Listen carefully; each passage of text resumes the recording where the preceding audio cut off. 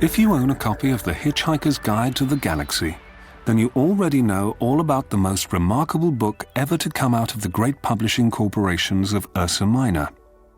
However, Presumption has been the runner-up in every major Causes of Intergalactic Conflict poll for the past few millennia. First place invariably going to land-grabbing bastards with big weapons. If, out of sheer brain-fogging boredom, you type the words The Hitchhiker's Guide to the Galaxy into the search bar, an animated icon will appear, informing you that there are 3 results, which is confusing as there are obviously 5 listed below. Scroll past the 5, ignoring the offers to lengthen your palm wrangler, and you will come to a line in tiny font that reads, "If you like this, then you might also like to read." Have your icon rub itself along this link, and you will be led to a text-only appendix, in which the old man on the beach traced 2 natural numbers in the sand with a walking stick fashioned from a discarded robot leg. He watched as the waves washed them away. One moment there was 42, and the next there wasn't. Maybe the numbers were never there, and perhaps they didn't even matter. At the centre of an uncertain and possibly illusory universe, was there anything to trust? Anything to take comfort from? The china teapot on his veranda table twinkled. Ah, yes, thought the old man. There would always be tea. He called to his android to bring some biscuits. The android brought rich tea. Good choice. Seconds later, the sudden appearance of a hovering metal bird caused a momentary lapse in dunking concentration. "Oh, for heaven's sake," grumbled the man. "Dunking and sandwiches, what else are left to a person?"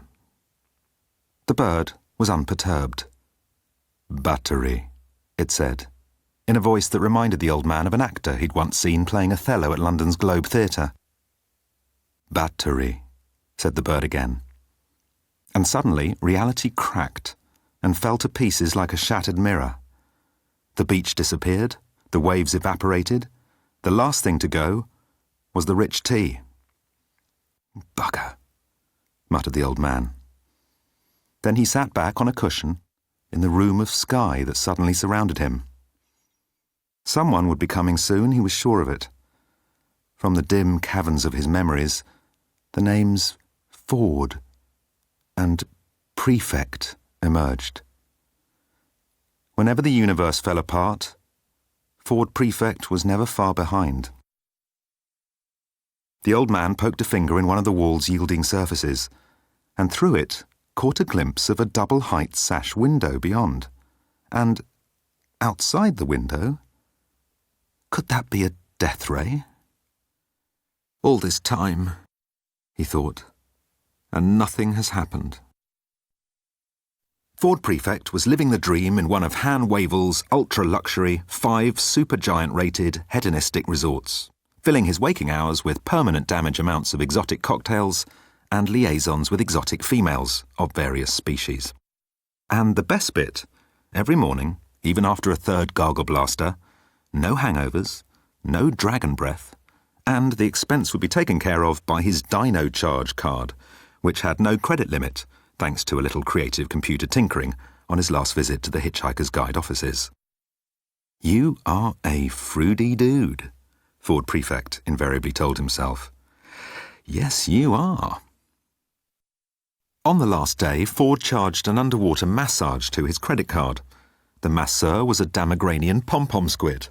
Pom-pom squids were generally hugely overqualified for their work in the spa industry, but were tempted away from their umpteenth doctorates by the lure of high salaries, plankton-rich pools, and the chance of massaging a talent scout for the music industry, and maybe getting themselves a record deal. "Have you done any talent scouting, friend?" asked the squid, as he pummeled Ford's back with 11 tentacles and 1,000 suckers. "Nope," replied Ford, bubbles streaming from his plexiglass helmet. "Though I once owned a pair of blue suede shoes." "Oh, for Zark's sake, 2 years I've worked here, talent scouts and agents coming out of you suckers, they promised. Not one, not bloody one. I was studying advanced kazoo, you know." The squid flipped Ford over. Ford opened one eye to read the squid's badge. "I am Barzoo," read the tag. "Use me as you will." "So, Barzoo, what kind of stuff did you play?" "Barzoo?" "Battery," said the squid, its beak clicking on the T's. "Battery." "I never noticed before," thought Ford, "but that squid looks a lot like a bird." Then the underwater massage cave dissolved, and Ford Prefect found himself deposited in a room composed of blue sky. A familiar figure sat in the opposite corner. "Ah," said Ford, remembering, followed quickly by, "Oh, crap." He stepped gingerly across the floor of sky. "Look on the bright side, old mate," he called to the Earthman. "At least you're not lying down in front of a bulldozer, eh? At least we're not being flushed out of a Vogon airlock, remember that? A room of sky is not too shabby as it happens. It could be worse, a lot worse. And it shortly will be if I'm right about what's going on here," thought Ford. But he didn't voice this opinion. Arthur Dent looked as though he'd had quite enough bad news for one day. Interplanetary news reporter Trillian Astra was heading into the auditorium for possibly the biggest interview of her life.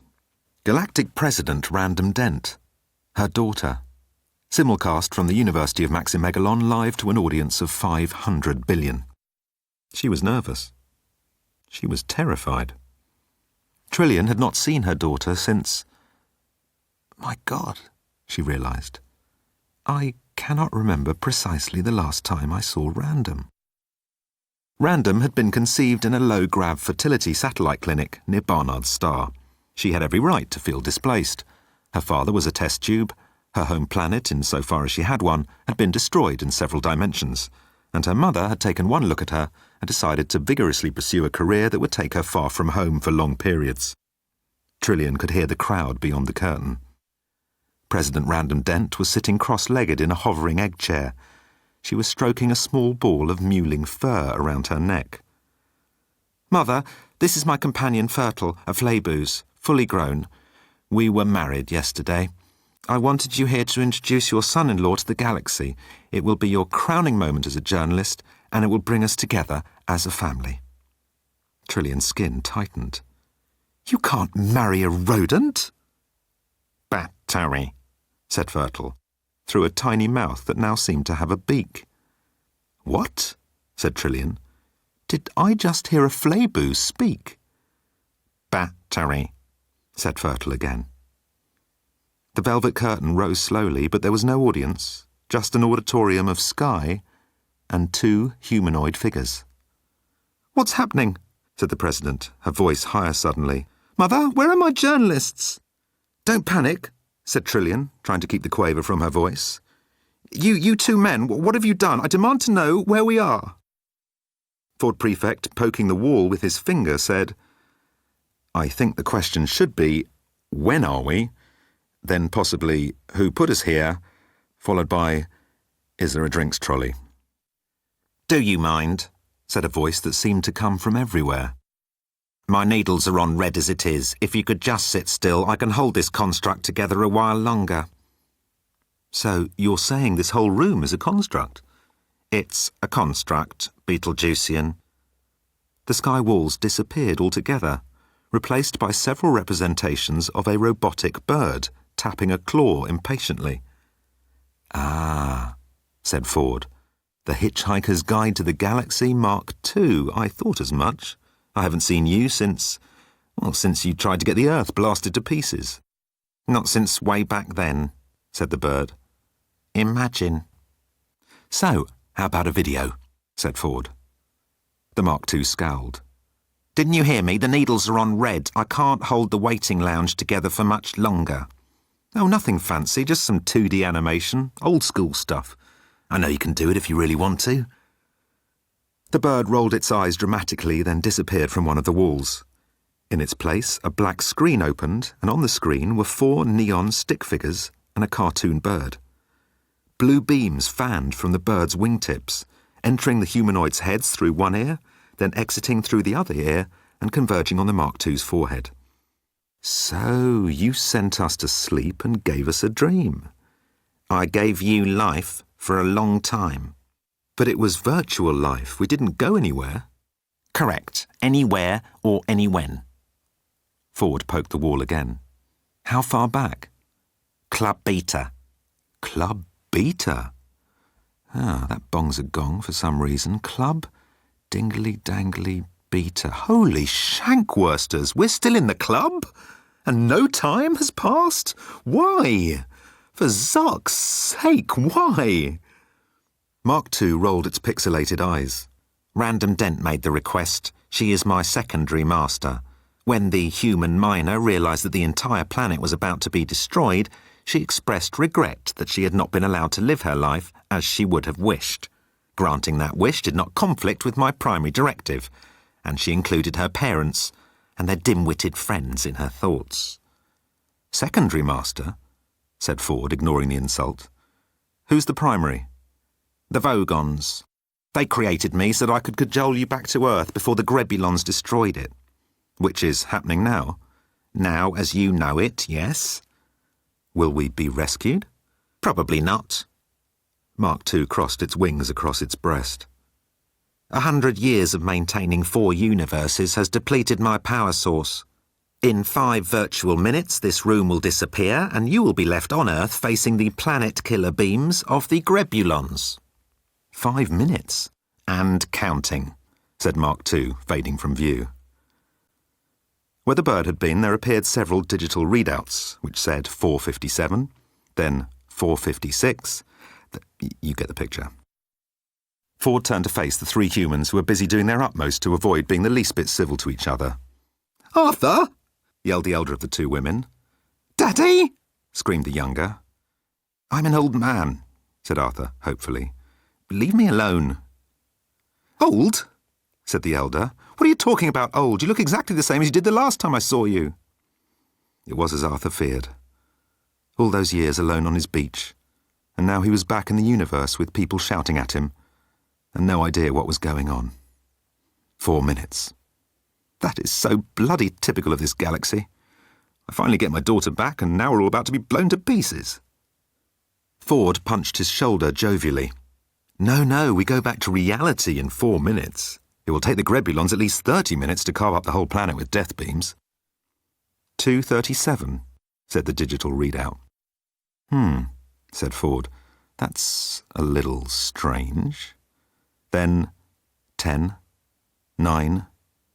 The bird reappeared, its image striated with lines of interference. "Sorry, all this shouting is draining my battery, negative energy." And the Hitchhiker's Guide to the Galaxy Mark II disappeared, taking with it the tranquil room of sky. Arthur, Trillian, Random and Ford found themselves deposited on the men's room stairs in Stavro Muller's swanky, until very recently, Club Beta, their memories of virtual lives dissipating like mist in the sunlight. The air was alive with screaming and the thrum and buzz of Grebulon death rays. "Ford?" "Yes, Arthur, old mate. Shouldn't we be coming up with a plan?"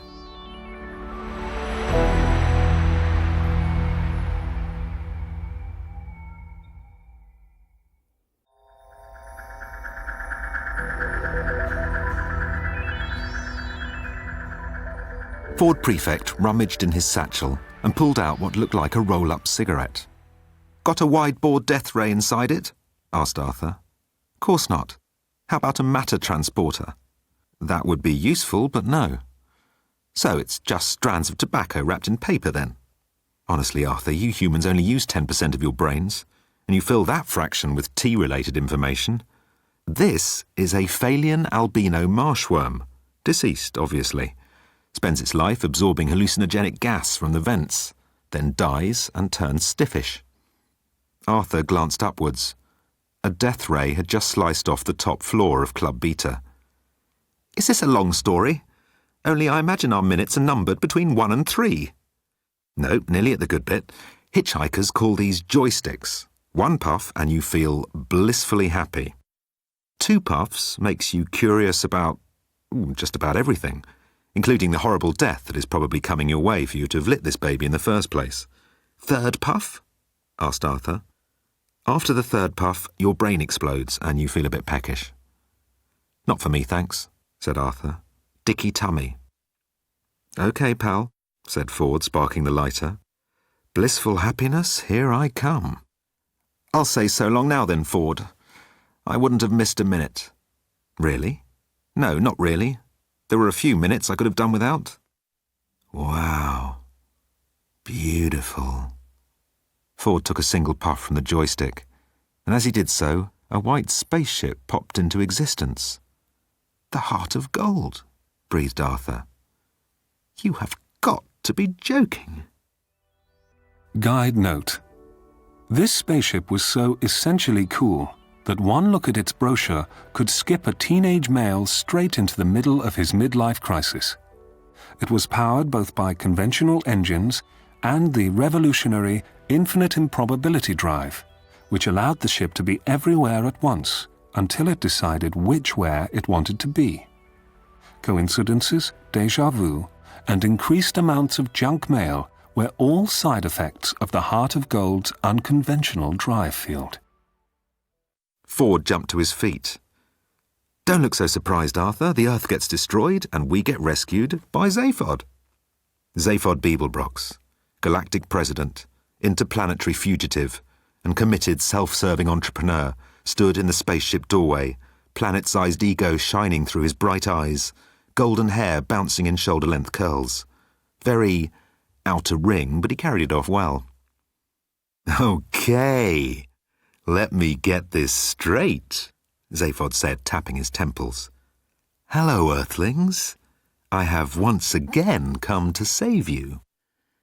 They piled into the Heart of Gold and zipped up to a couple of 100 feet, employing the Dodge-O-Matic program to evade the death beams until the infinite improbability drive was powered up to blast them wherever it was they expected never to be. "Can't we just get out of here?" Trillian shrieked as a death beam scorched the port fin. Zaphod spun like a disco dancer and shot Trillian with 2 finger guns. "Pow, pow, cutie!" "Miss me? Bet you did, so would I." "Later, Zaphod, can the ship take us to safety?" "Yeah, when the head gets its head around the problem." "The computer has a head now?" "Sure, the computer's got a head. Come on, people. Don't you notice anything different about me?" "Goose-narg," said Ford. "Bloomin' heck," said Arthur. Zaphod Beeblebrox had, perched rakishly on his shoulders, a single head. Guide note. Zaphod Beeblebrox's 2 heads and 3 arms have become as much a part of galaxy lore as the ravenous bug-blatter beast's cranial spigot or eccentric Galumbitz's 3rd breast. "Death rays!" howled Arthur. "Can we just get on with it?" "Shut your mouth, monkey. I'm talking to my cousin." "I thought we were past that, Zaphod. Haven't we been through enough?" "Arthur? Is that you, buddy? I didn't recognize you without the pool garment. Dressing gown. Whatever. Important information only at this point. Death rays and so forth." Zaphod tapped a short sequential code into the computer. "Not much of a code, is it?" commented Arthur. 1, 2, 3. "Head number 2 takes care of the little man stuff, or as I call him, left brain." A crystal sphere emerged from a bucket of gel in the console. "Please shut up, brother," said Zaphod's second head, which rested on a cushion of wires and fuses inside the sphere. "You're embarrassing yourself and me." Arthur rapped on the sphere. "Hello? Zaphod? Left brain? Are you driving the ship?" "I am the ship. The ship is me. Please don't touch the glass, Earthman. You have no idea how many times I have to spin in the gel to get smears off." Ford rapped his knuckles on the sphere. "So, you're the smart one hooked up to the infinite improbability drive." Left brain could not contain a little satisfied smirk. "That is true." "So, explain to me how I was expecting you." "What?" "Yeah, that's right, smarty pantsless. I knew you guys would show up." "Well, that's ridiculous. The odds that the only person in the universe who could rescue you would turn up exactly when you needed him was 150 billion to 1 against. Acceptable odds for the drive." "Depends how you calculate, mate. I myself base most of my calculations on emotions." "Emotions?" spluttered Left Brain. "How can you afford to have only 1 head and still be so stupid?" Zaphod here comes to the rescue of his favourite cousin. It's happened before, near enough to this very same planet. One more time and it's a pattern. And the last time I checked, patterns are not very improbable. Yes, stammered Left Brain. Yeah, you make a good point. Are you sweating, man? Can robot heads sweat now? I am not a robot, protested Left Brain. Although, mused Ford, the total cock-up of the improbability drive is very organic being territory. Total cock-up? Said Left Brain nervously. You really think so? Absolutely. Now, how about you fire up that drive and send us somewhere that actually is improbable? Left Brain's dome light pulsed a sickly green. Improbable? But how to calculate? How to... Everything I believe in. Numbers are fallible? Can that be true? Can it? Ford was beginning to sober up. Hey, buddy, forget it. I'm just twisting your porn wangler. Tell him, Zaphod. But Left Brain was in distress. Zark! And went into a loop. Zark! A very short loop. Zaphod's third arm popped out from underneath his ruffled silk shirt, slapping Ford on the crown of his head. Idiot! You froze him! You kept the arm, then? I mostly use the third arm for ceremonial stuff. Stick a purple sleeve on, and hey presto, it's a sash. Trillian was strapping herself into a luxurious tilto chair beside Random. Why aren't we somewhere else, Zaphod? I can still see death rays. Zaphod betrayed his cousin with a thumb jerk. You asked Ford imperfect, he froze the ship. Isn't something missing? Zaphod was delighted to have some relevant information. Let me fill you in on that, Earthman. When the Dudge-O-Matic is activated, the computer paints the walls with an off-white light. Phototherapeutic, brain-calming stuff. And the light is off. Bada bingo. Which means we can be diced into cubes by that death ray lattice thing, just like the entire planet? Zaphod snorted like this was the craziest thing he'd ever heard. The Earth ain't gonna be diced, Artie. Those death rays will superheat the surface and totally vaporize the entire planet. Any second now. Well, that's comforting. What about us? Oh, yeah. We're gonna be diced. No doubt about that. Arthur pressed his face to the porthole. My daughter is going to die, and that really upsets me. I bet it's Thursday. There was a knock at the door. Get that, would you, Earthman? Said Zaphod. A tall green humanoid alien stood in the airlock. An impressive specimen if your criteria for being impressed included developed musculature, wide intelligent brow, dark tortured eyes, and a suit so sharp that just thinking about it could give a person a migraine. Babelfish, said the alien in cultured but slightly testy tones. Please tell me, Babelfish. Zaphod threw his hands in the air. Babelfish all round. Oh, thanks, Zarquan, said the alien, stepping inside. Honestly, if I had to go through one more room full of grunts and blank stares... The alien stopped in his tracks. What? No, it couldn't be. Zaphod flicked back a sheaf of hair. Yes, it is, baby. Zaphod Beeblebrox? Galactic President Beeblebrox?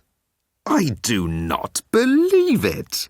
You pull over in the uncharted backwaters of the unfashionable end of the western spiral arm of the galaxy, and who do you find bobbing around in the atmosphere but Zaphod Beeblebrox, completed Arthur, eager to move things along. Listen, I hate to be a worrywart, but my window's starting to bubble. The green alien ignored him. Mr. President, I've wanted to say something to you for a very long time. I've prepared something. Can you spare a second? Guide note. Technically, there were no aliens on the ship, just space travelers. As soon as the alien's identity is revealed, we can abandon that classification. Zaphod took a step back, just in case the alien could not see every inch of him. Of course you may say a few words. My colleagues would be honoured. I am naturally too important to feel honoured, but I would be mildly amused. The alien bowed slightly, reached into his suit pocket for a wafer computer, located a text file and cleared his throat. You, Mr. President, he began. Yeah, proceed. You, Mr. President, are the most philosophunctualistic, moronic, steatopegic excuse for a politician that it has ever been my good fortune to not vote for. And if I thought for 1 second that this crappy universe deserved any better, then I would pay, out of my own pocket, you understand, to have you assassinated. Steato what? Steatopegic. Fat-arsed. Fat-arsed? Gasped Zaphod, pouring at his own lips. Fat-arsed? Arthur's memories were still coming back, so it took him a second, even with such well-phrased stimuli. I know you. You're the guy with the insults. The alien took a photo of Arthur with his computer, then searched for a match in his files. Ah, yes. Arthur Philip Dent. Jerk and complete arsehole. I've done you already, my records tell me. Zaphod rested his hands on his knees. Fat-arsed? I feel faint. Guide note. This alien, it can now be revealed, was Wowbagger the Infinitely Prolonged, who became immortal due to an accident involving a particle accelerator and an unwillingness to sacrifice 2 of his elastic bands. You came through the death ray lattice? Asked Arthur urgently. In your ship? Wowbagger shrugged. Of course. My ship is made of dark matter and powered by dark energy. These Grebulons operate with mere baryonic materials. They can't understand my ship, never mind stop it. Can you shut them down, the beams? Wowbagger pocketed his wafer computer. No, they are loose in real space. The Earth is doomed, which is a pity as there are many people left to insult on your planet. But at least I got Beeblebrox, eh? So not a total disaster of a day. Anyway, a pleasure to meet you all. Probably won't be the next time. Sweat dripped down Arthur's jawline as the Grebulon rays began to turn the heart of gold into a cauldron.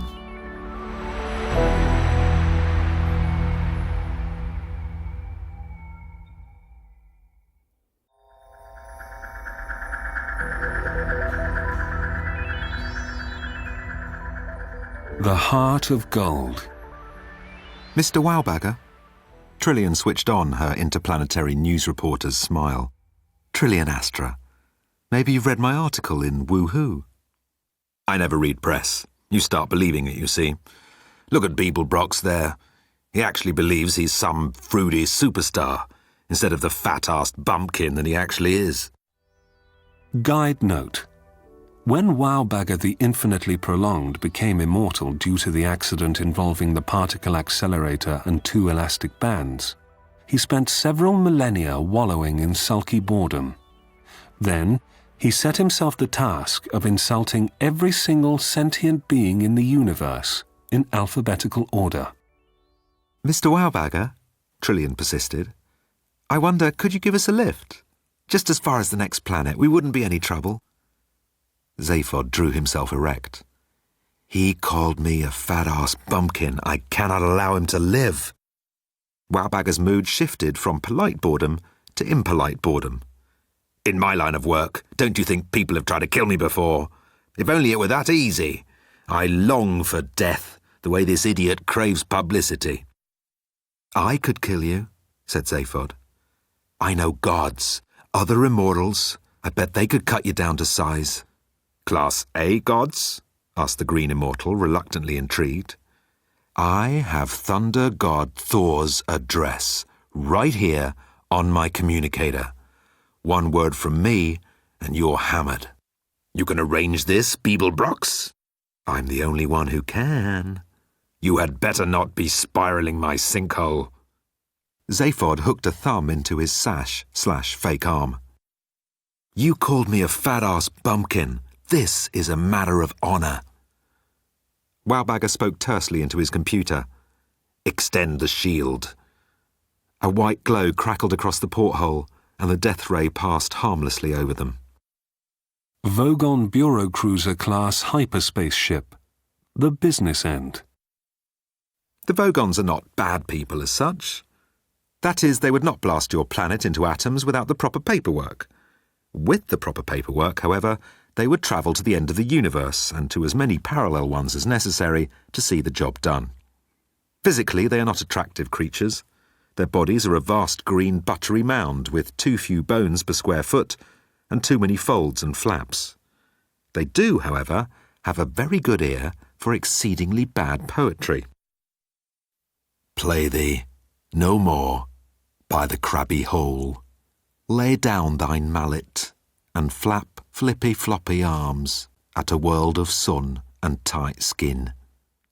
Learn hate well, my little utter bastard. This was an early poem of Fleet Commander Prostetnik Vogon Jeltz. In his distinguished career, Prostetnik Vogon Jeltz had never once failed to complete his assigned duties. Now, in his finest hour, he had, with only a single ship, arranged for all Earths, in all parallel universes, to be destroyed by Grebulon death rays, because the last thing interstellar travellers wanted was surprise planets popping out of plural zones every third trip. Jeltz sat in his command chair on the bridge of his ship, the business end, wondering what epithet would be bestowed on him back in Megabrantis. Jeltz the Destroyer, Jeltz the Unswerving, or his father's pet name for him, Jeltz the Utter Bastard. That said it all, really. Prostetnik Jeltz?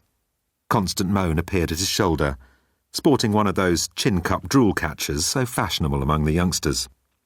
You said to inform you when we were ready for hyperspace. Very well, Constant. Plot our course through Earth space. Might as well be the first to use the route, now that there is no Earth in the way and no Earthlings left to complain. Problem, Moan? No problem, sir, no problem. As you said, there is no Earth. Jeltz burbled his pendulous bottom lip. And no Earthlings. The Hyperspace Planning Council order clearly states no Earthlings are to be left alive. Are there Earthlings left alive, Constant? There are rumours of a new colony in the Sulianis Nebula, admitted Moan, the words leaking out of his face.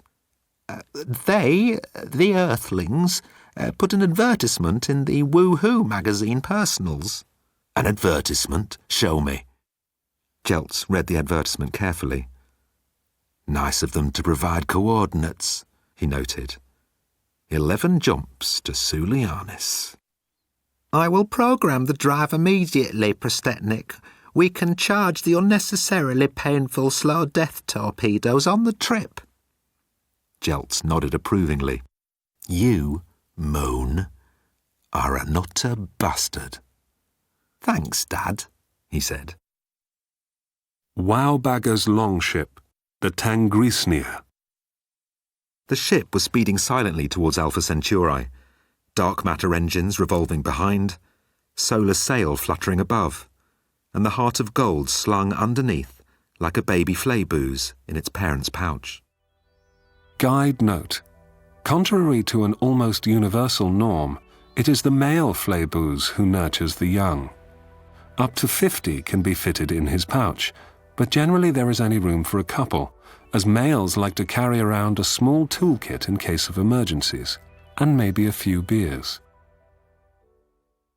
Arthur Dent woke to the sound of surf. I'm home in my beach house. Maybe Earl Grey today. Why not? He opened his eyes and was momentarily relieved to see the interior of his wooden hut. Then he noticed on the corner of the ceiling a digital countdown with words before it. Seconds to reality, read the words. 5, 4... More reality, thought Arthur. Bugger. At 0, the beach switched off, and Fenchurch appeared on Arthur's ceiling, smiling that off-kilter smile of hers. I can see you, darling. This is real. But of course it was not. The real Fenchurch, Arthur's true love, had vanished during a hyperspace jump.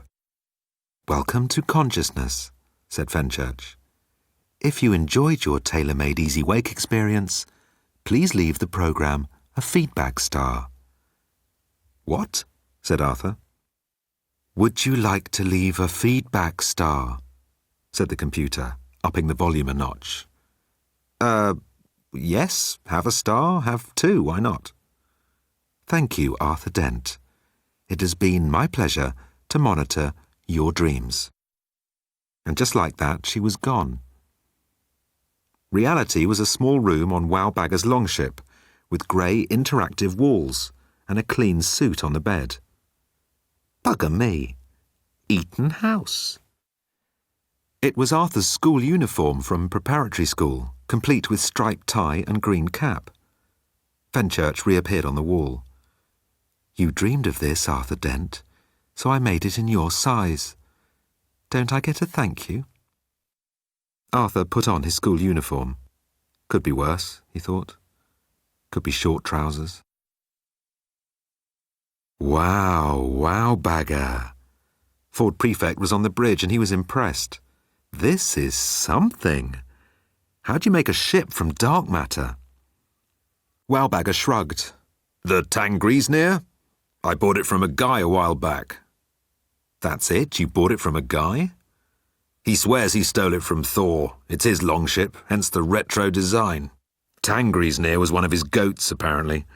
I was going to replace the horned ram figurehead, but I'd hoped he'd come after me and dash my brains out with a big hammer. Hey! Wowbagger leapt from his chair. Can you not touch that, you odious adolescent? Random Dent was twiddling a glowing button on a console. I hate you! She screamed, storming off to her room. Don't feel too badly, said Trillian. She hates everyone. Let's get down to business. Aren't you simply going to drop us off at the nearest spaceport? Asked Trillian. Not until you kill me. Aren't you immortal? Fat ass promised to kill me. I promised to kill you, said Zaphod, climbing onto the console to reach left brain. And I'm ready to go.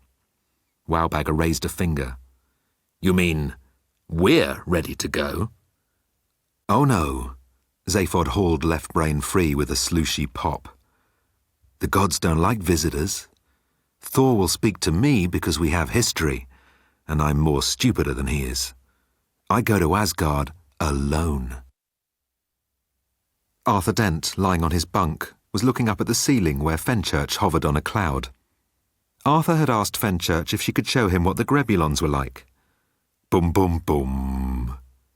She could, and she did, with high definition and wow-oh-wang warbler. I put the sound in, admitted Fenchurch as the blackness of space whizzed by on the ceiling. All these speakers, and space is a vacuum.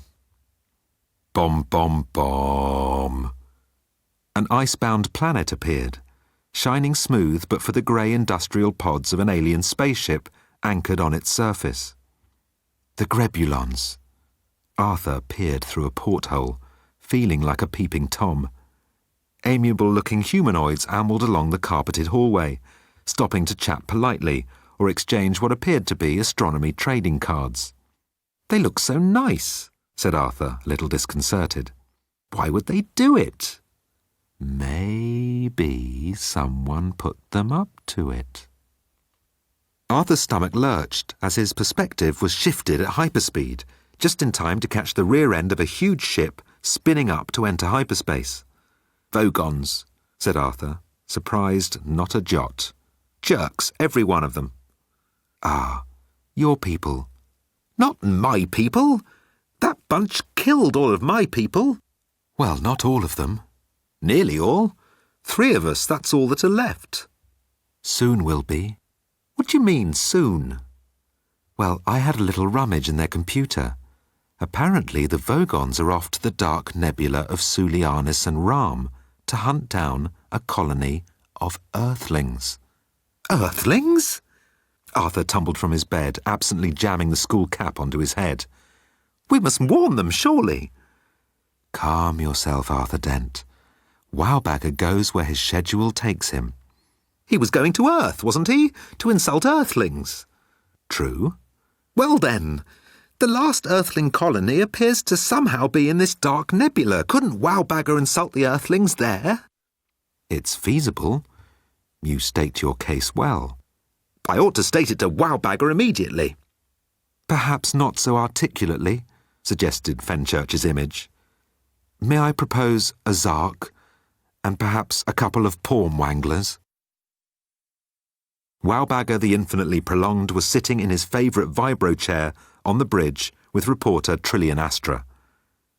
"I think it's time you called me Bowrick." "Bowrick?" "My first name.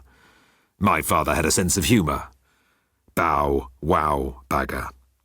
"Oh, yes," said Trillian. Wowbagger really was an impressive specimen. The universe cannot suffer tender moments to last for very long, and there were contenders for the honour of trampling roughshod over this one. First was Random Dent, who was taking a moment to compose a disgusted disparagement before she stalked from the bridge for the second time. But the winner was her father, Arthur. "Right, you Zarkers," said Arthur, rushing onto the bridge.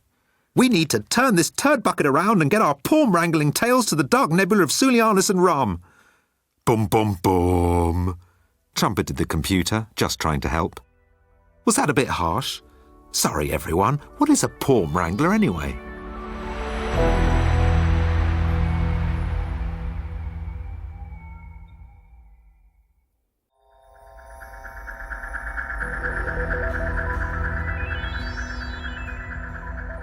Far out in the fringes of the dark nebula of Sulianus and Ram, there is a small planetoid that hangs on one of the nebula's curling tendrils, like a Christmas tree decoration.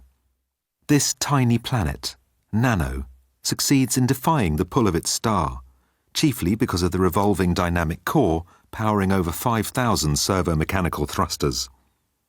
These ensure consistently temperate weather conditions and encourage life to flourish on the single continent, which is surrounded by its abundant number of fjords, an abundance that is unusual in a planet that has never known an ice age. Anything can be real. Every imaginable thing is happening somewhere along the dimensional axis. How about this one? How about an ex-two-headed president of the galaxy who bought a tiny tropical planet from the Magrathians at a knockdown price, then sold it to rich earthlings so that they could live on in comfort after their planet had been destroyed? How crazy would that be? The registered name of the continent on Nano is Innisfree, after the lake isle in Sligo Island on the recently vaporized planet Earth. The larger of the two towns is called Kong. These names have been selected by Nano's registration officer, a certain Mr. Hillman Hunter. Because Nano has been undeniably made by the planet-building Magrathians, Hillman Hunter has decided that a presiding god is needed to show men their place in the world, and ideally, that place would be far below his. So, on this particular Thursday, in a small conference room beside the town's municipal building, he was holding interviews for the position. The town of Kong. A huge anthropoid was seated uncomfortably in the interview room's chair, its grotesque, scaled torso squirming in the confines of the small seat. Hillman Hunter shuffled the pages of the creature's resume. "So, Mr. Cthulhu, is it?" Said the creature, tentacles dripping. "Good," said Hillman. "Standard question here. Presuming your application is successful, where do you see yourself in 5 years' time?" "In 5 years I will have raised this planet, eaten its young, and stacked your skulls high in my honour." "Come on, Mr. Cthulhu! Skull stacking? Do you think that's what gods do today? These are interstellar times. I have something highlighted here. Under current status, it reads, dead. Are you dead, sir?" Because gods cannot die, that's the whole point. And as our advertisement did specifically say, we are looking for a grade A god, certainly not someone who can die. No callback, Hillman Hunter scribbled on the cover of Cthulhu's resume.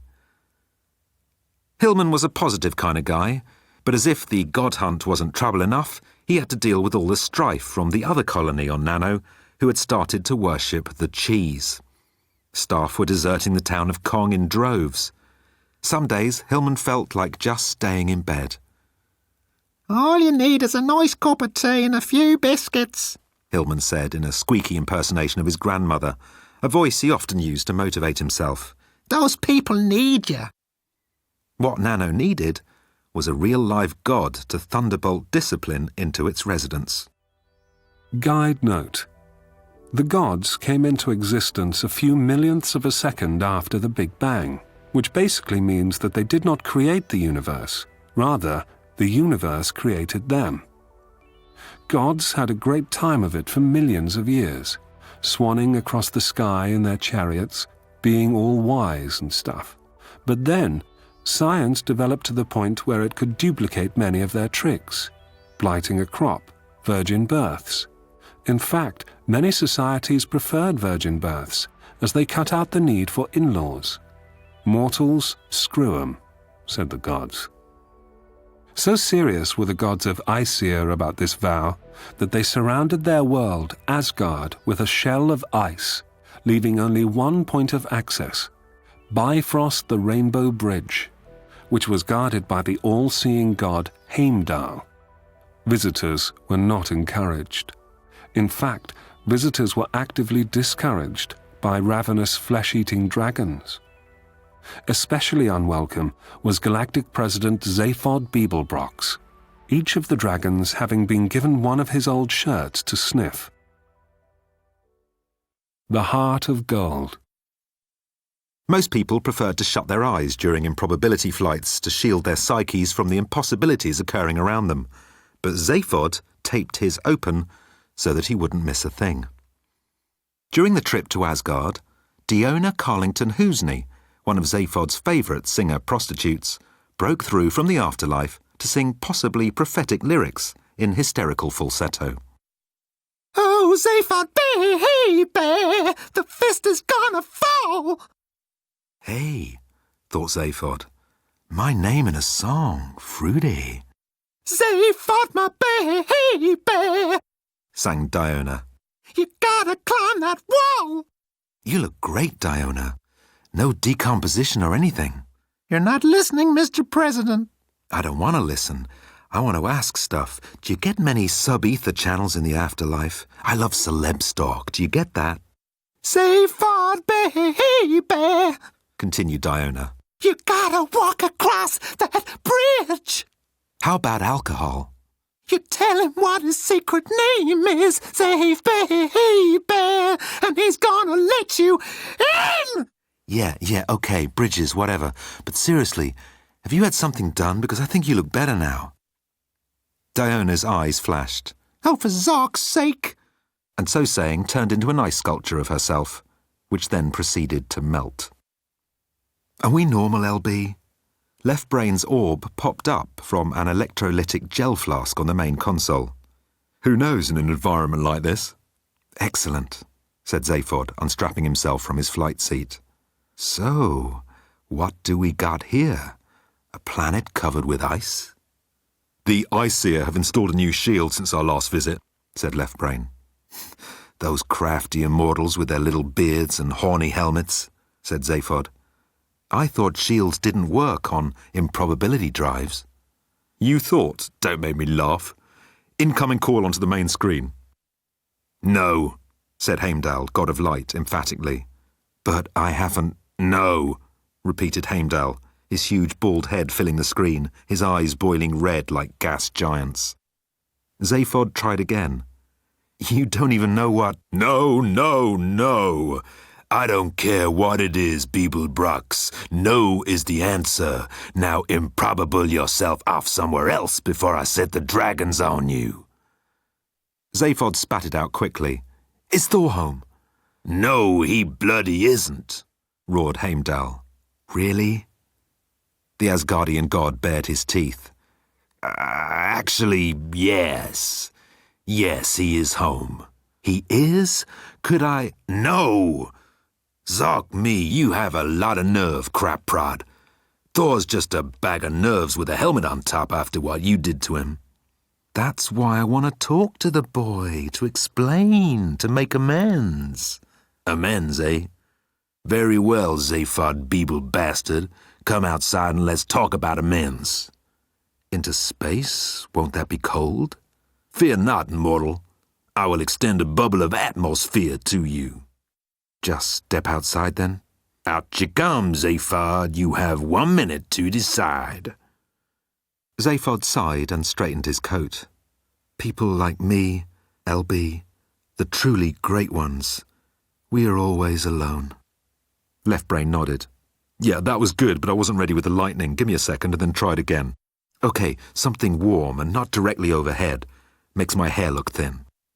Left Brain interfaced with the ship's illuminations, putting a yellow spotlight on Zaphod's face. Ready? Zaphod nodded gravely, steepled his fingers, and spoke slowly. People like me, he began. Then Left Brain opened a tube and shot him into space. The light god watched Zaphod spasm, counting down the seconds until he would have to choose between rescuing Thor's old manager or letting him die. But letting men die in the vicinity of Asgard was definitely frowned on by Odin, as martyrs had a tendency to live forever, which was ironic. Or was it paradoxical? Heimdall was a soldier and didn't crowd his brain with tricky terms. Hunt, kill, burn, flay. Those were the kind of words he liked, especially flay. But it was difficult to work into everyday conversation. Heimdall pouted for a moment, then reeled Zaphod in and landed him on the Rainbow Bridge. He was a big fellow, especially seen from directly below. Gazing up at a god's crotch can do wonders for a person's lack of low self-esteem. You know the drill, Zaphod. Not tasks. Come on, Heimdall, that's so oldie-worldy. 3 tasks, Beeblebrox, if you really want to talk. I don't have time for 3. Your tasks take forever. I'll do 1. 3. 1. Then I'm just gonna kill you. You're bluffing, big boy. I know the rules here. No one gets struck off the coil on Asgard without the big O's say-so. Don't push me, because I'll call him. Yeah? Odin could be enjoying a nice horn of honey mead, and your call might make him drop it, then holy Zark, it's Ragnarok. Heimdall punched in a number on his horn's keypad and hummed his way through a few seconds of ringing. Yeah, hello. Yeah, Odie, it's me, he said into the horn.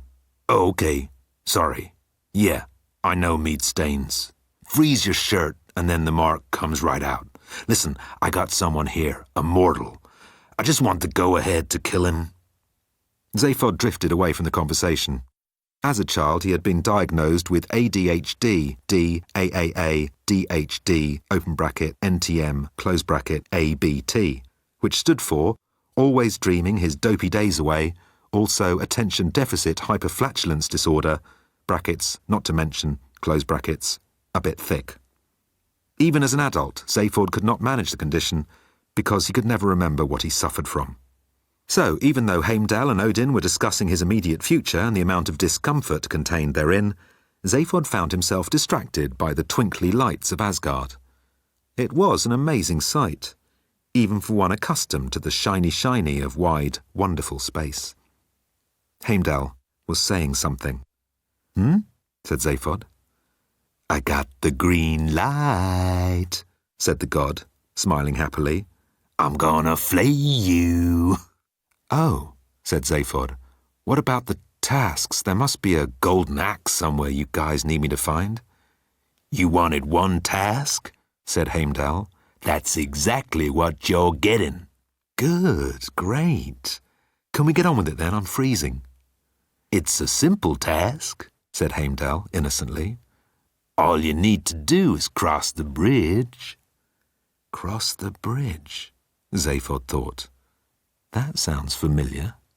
If you make the first wall, you need to climb it. I gotta climb that wall. Familiar. So, cross and climb, got it. And no hidden tricks. Apart from the dragons trying to tumble you into the abyss, no. Heimdall adopted a heroic stance, raised his horn, and blew a long, undulating series of notes that sounded suspiciously like the old Beetlejuicean nursery rhyme, Arkle Schmarkle sat on a schmed, but with a semitone more implied violence. Zaphod felt a chill in the scar tissue where his second neck used to be, and turning on the spot, he ran like blazes through the tube of false atmosphere across the so-called Rainbow Bridge.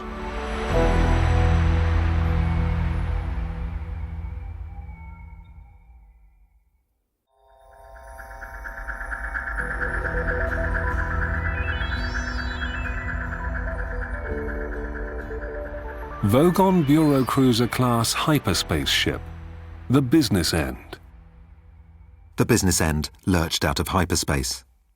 8 more jumps to go to Sulianis, thought Constant Moan. and then we get to wipe out another species. But I don't want to kill anyone, even with the right paperwork. Why did I tell my father about the colony? Moan knew the answer to this one. I told him because it's common knowledge and he would have found out. Then I would have been the one who didn't tell him. There must be a way to save the Earthlings and not get myself flushed out of a torpedo tube. Meanwhile, on Asgard, Galactic President Zaphod Beeblebrox found himself listing to one side as he pelted along the Rainbow Bridge. My balance is all off without left brain. "Compliments to the Underbrazier," he yelled, because it seemed appropriate.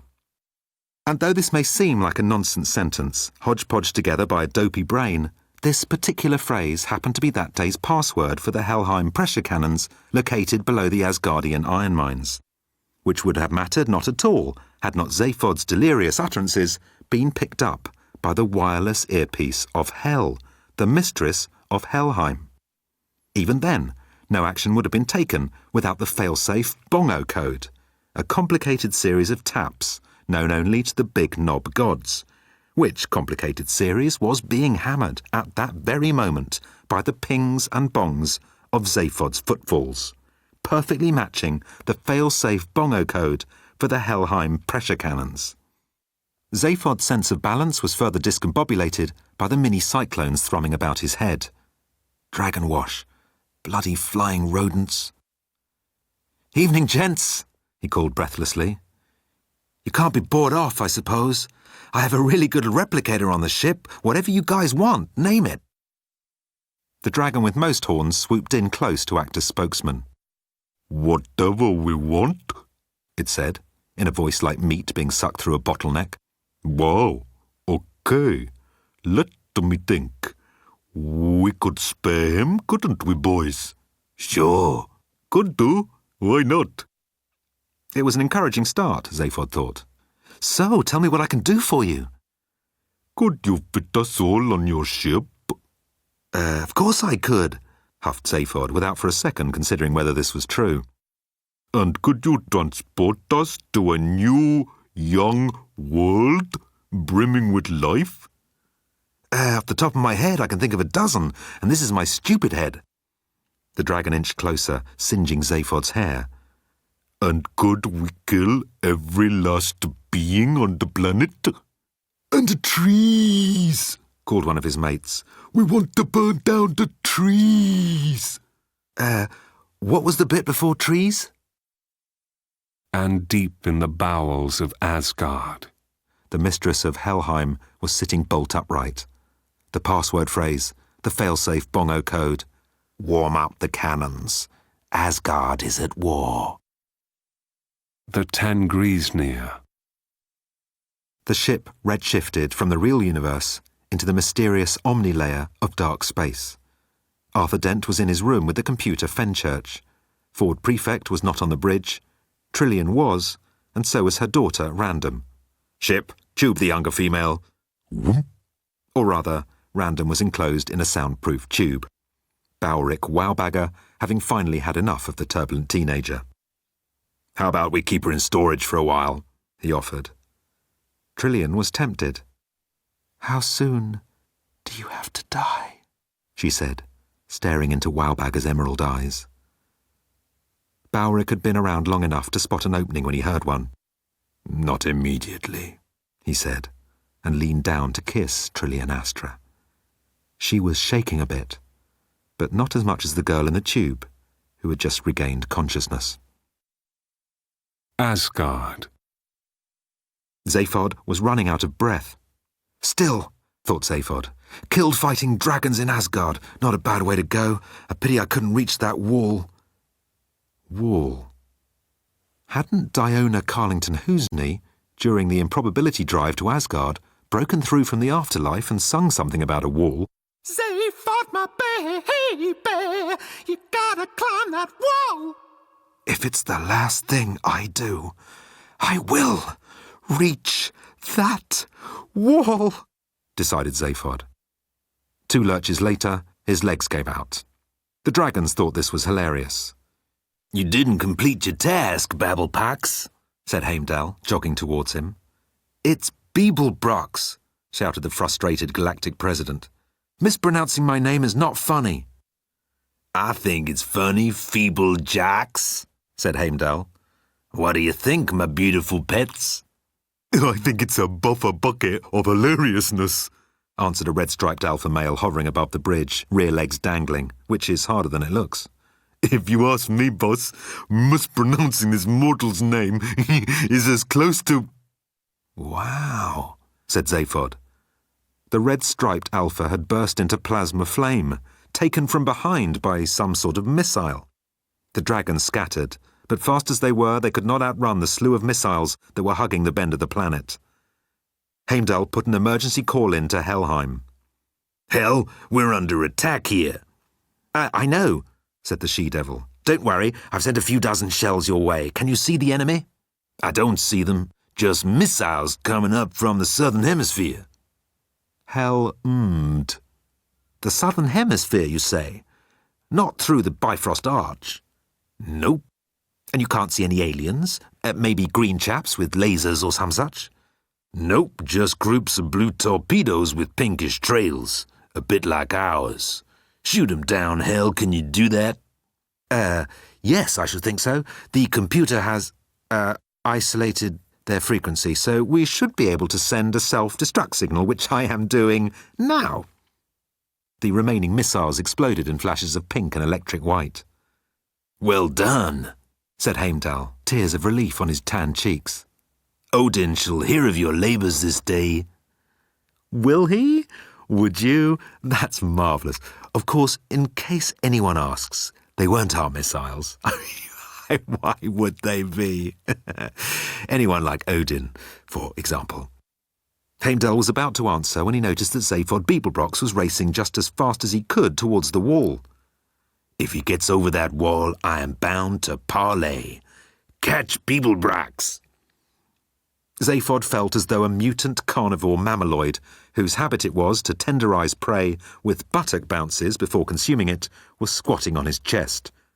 Stupid mutant mammalloid, huffed Zaphod. Heimdall's grip tightened. Are those the last words of the famous President Needlefrax? Diona again. You tell him what his secret name is, safe baby, and he's gonna let you in! I'm not the only one with a nickname, am I?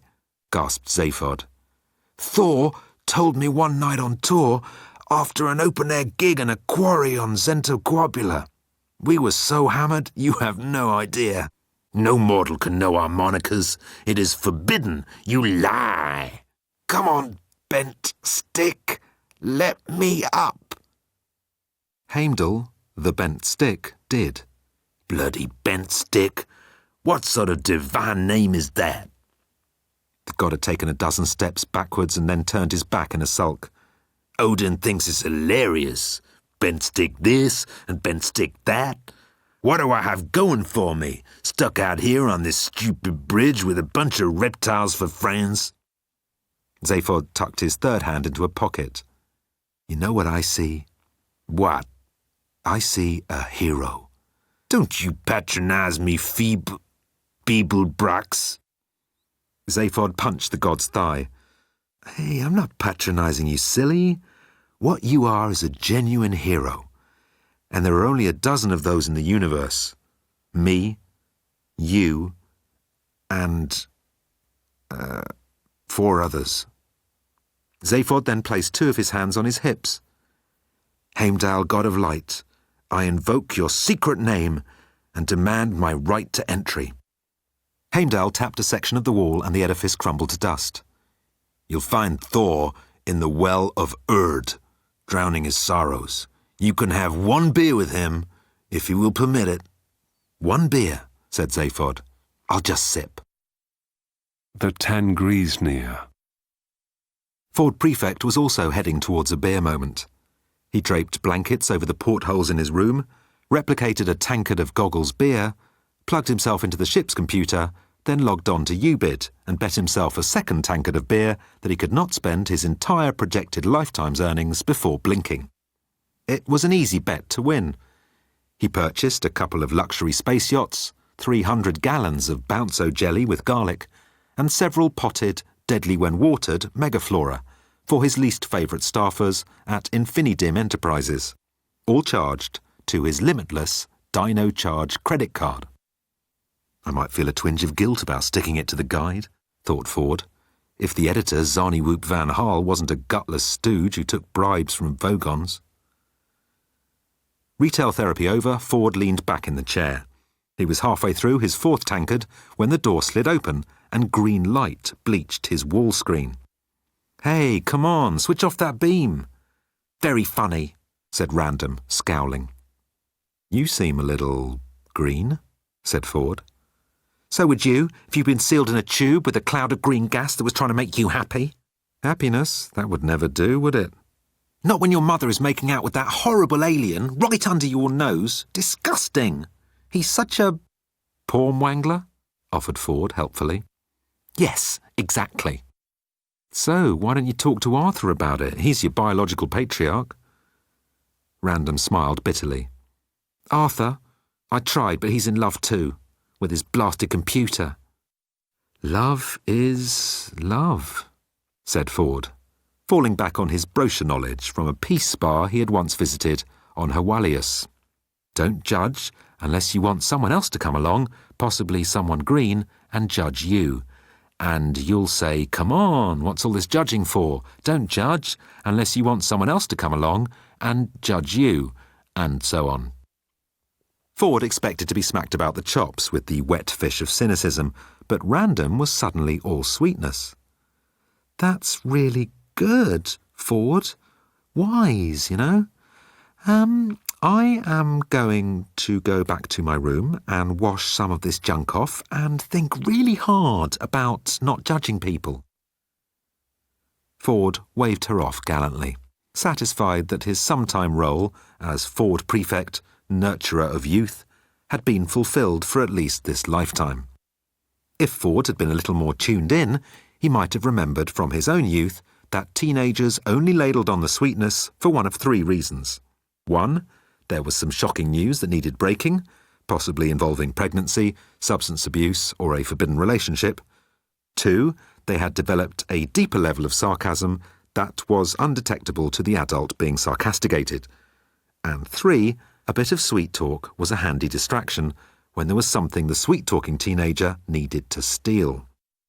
By the time Ford might have realised that his limitless credit card was missing, it had already been put back.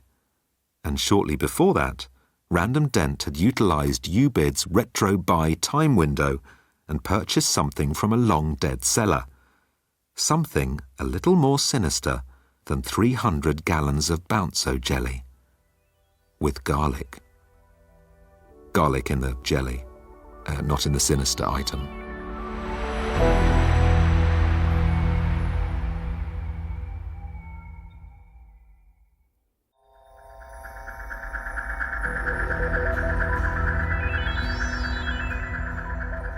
Guide note. The Aesir have always made an enormous deal of the absolute wonderfulness of Asgard. Odin's son, Baldur, is quoted as saying, "Everything is massive and huge and brilliant. You mortals with your puny stuff and things have no idea what real brilliant stuff is. We have stuff that would blow your little minds." This is typical of the sort of standard, vague, inconsistent party line that prompted Boam Catharsi, the charismatic leader of the Horusonian cult of agnosticism, to smuggle himself into Asgard, in the belly of a goat, to see the planet for himself. The oft-sampled Catharsi recordings read as follows. "The smell from beyond my hiding place is almost unbearable, but I shall persevere for you, my people. I'm not surprised that no one believes in these gods anymore. They really stink. I can hear a fire crackling, so, whatever lies outside, I must take my knife and cut my way out before this carcass is tossed into the oven. I shall just take out my knife. My knife? Where's my nothing-damned knife? I know I had it, right here in the pocket of my linen trews. Oh, crap. Zark. I'm wearing my corduroys. Help. Help. I believe. Don't eat me. Please don't. And there, Boam Catharsi's words become unintelligible. The point being, mortals knew little of Asgard back in the days of Boam Catharsi, and we know even less now, for no living mortal has ever visited Asgard and survived to tell the tale. And any mortal who claims to have done just that is either Odin in disguise looking for some action, or completely and utterly insane. Zaphod Beeblebrox took the plush cable car from the foot of the Rainbow Bridge to the surface of Asgard. Not only was the car comfortable, with its own helmet polisher, but it was convenient too, docking, as it did, right in the centre of downtown Valhalla. The customs Viking, in a reinforced booth, seemed a little surprised to see a mortal coming onto the platform. In fact, he was so surprised that his eyes popped right out of their sockets. "Whoa," said Zaphod. "What the hell are you?" "I'm a reanimated dead Viking, okay? We die in battle to get here, and then they reanimate us as bloody civil servants. Me, Eric the Red Hand." Eric held a clipboard close to his face. "I got a call about you, Beeblebrox. You'll find Thor in the Well of Erd, left at Yggdrasil the ash tree." The Well of Erd. Zaphod stepped into as foul a den of broken dreams as he had ever been thrown out of, and felt instantly at home. I could live here, he thought, clambering towards Thor's table, past the brawls, magical rituals, and funeral pyre piled high with bodies. And sausages. "Don't fret, Zaphod," he told himself. "What happened between you was ages ago. He's probably forgotten all about it by now, and anyway, he's got his back to me." At that moment, the very large warhammer that had been resting across Thor's thighs spun towards Zaphod's head, stopping half an inch from his nose. "Get out of here, Zaphod, before I let Mjolnir do what he's wanted to do since that first accursed day we met." "Come on, old friend. I've come a long way to talk to you," said Zaphod. Thor's shoulders slumped. "People used to adore me until you came along." "You can be adored again. That's why I'm here." "Go away, Zaphod. The only reason I'm not killing you is that you can't fill the hole inside with bodies. That's something I learned in circle time." Since Zaphod did not possess any better judgment, he climbed up the rungs of the wooden backrest until finally he was standing on Thor's table. Thor was sat hunched over his beer, his face clumpy with emotion, little lightning bolts poking out of the miniature thunderclouds above his head. "Hey, Thor," said Zaphod. "We're a team. Remember those anti-grav dancers in Handald City?" "I've never been to Handald." "Really? I could have sworn. Well, it must have been some other Asgardian. I'm flashing on a red beard. Are you sure it wasn't you?" "I'm sure, Zaphod. I'm a god. We don't forget stuff, which is part of the problem." "What problem?" Thor thumped the table, sending beer slopping across the planks. "What? Zarking problem? Zaphod, are you serious? Are you actually asking me that?" Zaphod frowned. That was a lot of questions. What problem? What Zarking problem? What was the third one again? "Oh, there's no point," said Thor, swallowing enough beer to drown a herd of mammaloids. "Zaphod Beeblebrox couldn't give two buffer biscuits about anyone but himself." "That is a terrible thing to say. I was your closest friend for years." "Until you persuaded me to post that video on the sub-ether." Over Thor's head, the little thundercloud released a light drizzle. "Can't we forget about that video?" said Zaphod. "It's in the past, and let me tell you something about the past. That's where it is, in the past. Remember that sentence about the past? That's in the past already. The past is made up of memories, which are made up of dead stuff that can't hurt you like, say, a pointy stick could. Do you have a point, Zaphod, or is that in the past too? Zaphod draped an arm round Thor's massive shoulders. My point is that maybe I made a bad call with the video at the time, but we needed something to get your profile back onto the A-list. Though there was some backlash, I admit it. Backlash? My dad blew up that entire planet where we filmed. I went from number 4 favourite deity to number 68, behind Scar-Oi. Scar-Oi? The god of zarking snowshoes? Hey, snowshoes are important. Come on, old friend. Can't you blot the whole thing from your mind? I have. But that costume, Zaph. A latex bustier. Pom-pom squids. Zaph, thought Zaphod. I have him. That clip has been the #1 video on the entire sub-ether for the past 5 years. You said it, the past 5 years. Next year there's going to be a new Thor video, one that puts you right back in the game where you need to be. Zaphod leaned in close. I have found the immortal who has your stolen ship, and he's challenged you to a showdown. We, my friend, are going to Nano. The planet Nano, far out in the fringes of the dark nebula of Sulianis. Hillman Hunter sat gazing out of his office window at the tropical majesty of the planet he had purchased at the nebula's edge. You did the right thing, Hillers, said his nano's voice in his head. It was Hillman's nano who'd persuaded him all those years ago to buy the island of Innisfree and build Ireland's most luxurious spa residence. And to ensure that he attracted only the richest patrons, he'd invented a religion and thrown that into the brochure too.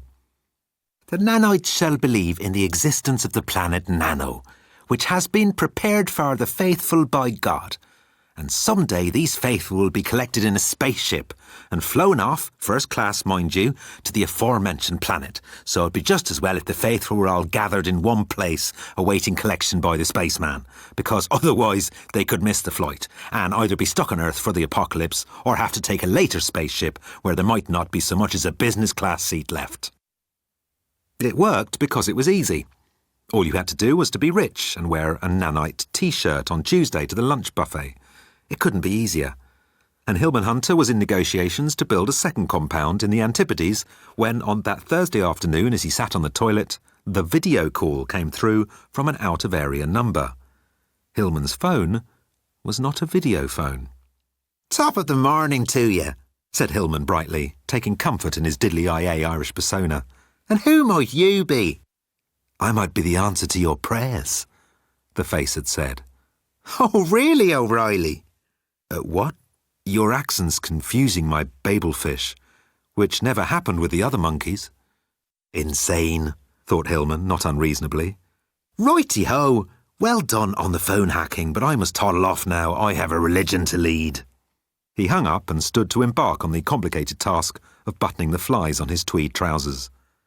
Not so fast, said the head, which now appeared magnified on the bathroom door.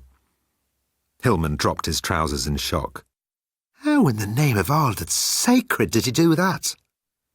You call this doing something? The head scoffed. Hillman, my friend, you are an ignorant poem wangler. A thought occurred to Hillman. Are you from Nano? Is that it? Was I bloody right all the time?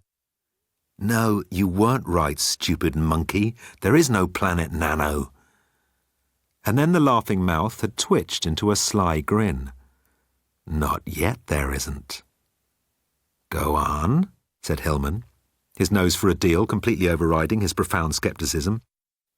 I have been looking for an investment on your planet, which won't be around for long, by the way.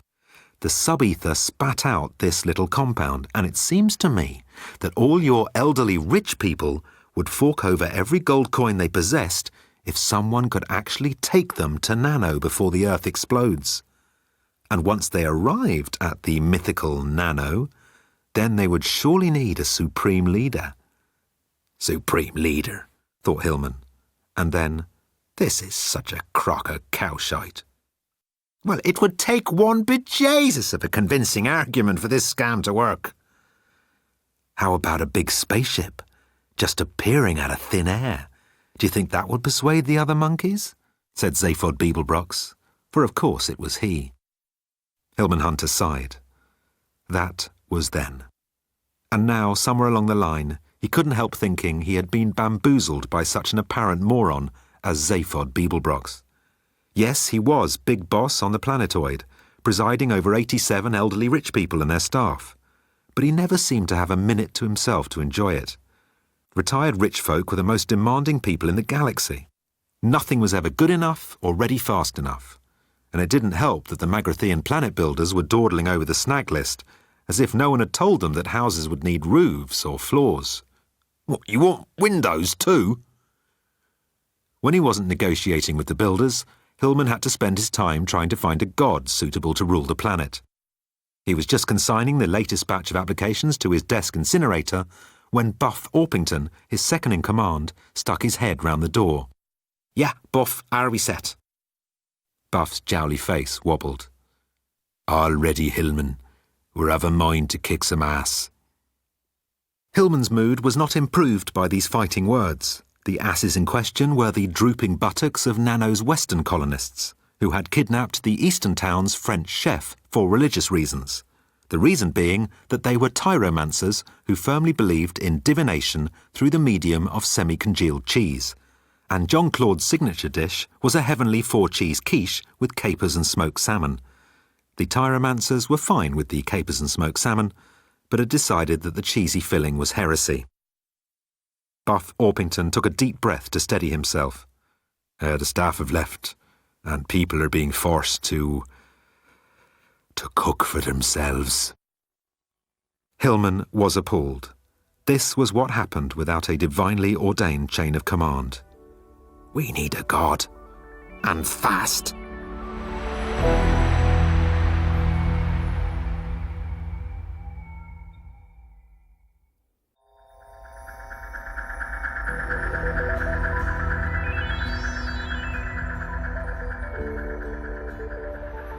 The town of Kong.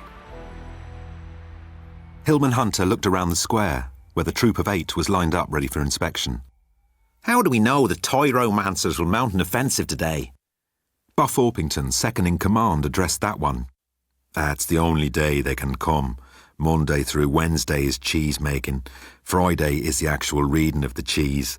Saturday and Sunday are for contemplation of the message in the cheese. Thursday's the only day when secular activities are permitted. And how are we for weapons? Not too bad, said Buff. It's mostly gardening stuff. Rakes for poking and tripping, that kind of thing. I myself provided this 9-iron. It's got a good swing. Even though he had signed the agreement forbidding the transport of actual mechanical weapons from Earth, Hillman Hunter had hoped for a slightly more robust arsenal. They strolled in a loose group through the main gate and stood at the checkpoint, gazing across the purple grass to the tropical forest that divided their two compounds. Through the forest, a half-elliptic, cylinder-shaped tunnel had been laser-bored to the other side. Hillman took out his phone and zoomed in on the tunnel mouth. I see the misguided feckers, he snorted. Coming over on golf carts. I count 10, said Buckeye, a Texan oilman who had the most expensive phone with the best lens. The nanites were not the only ones watching the highway.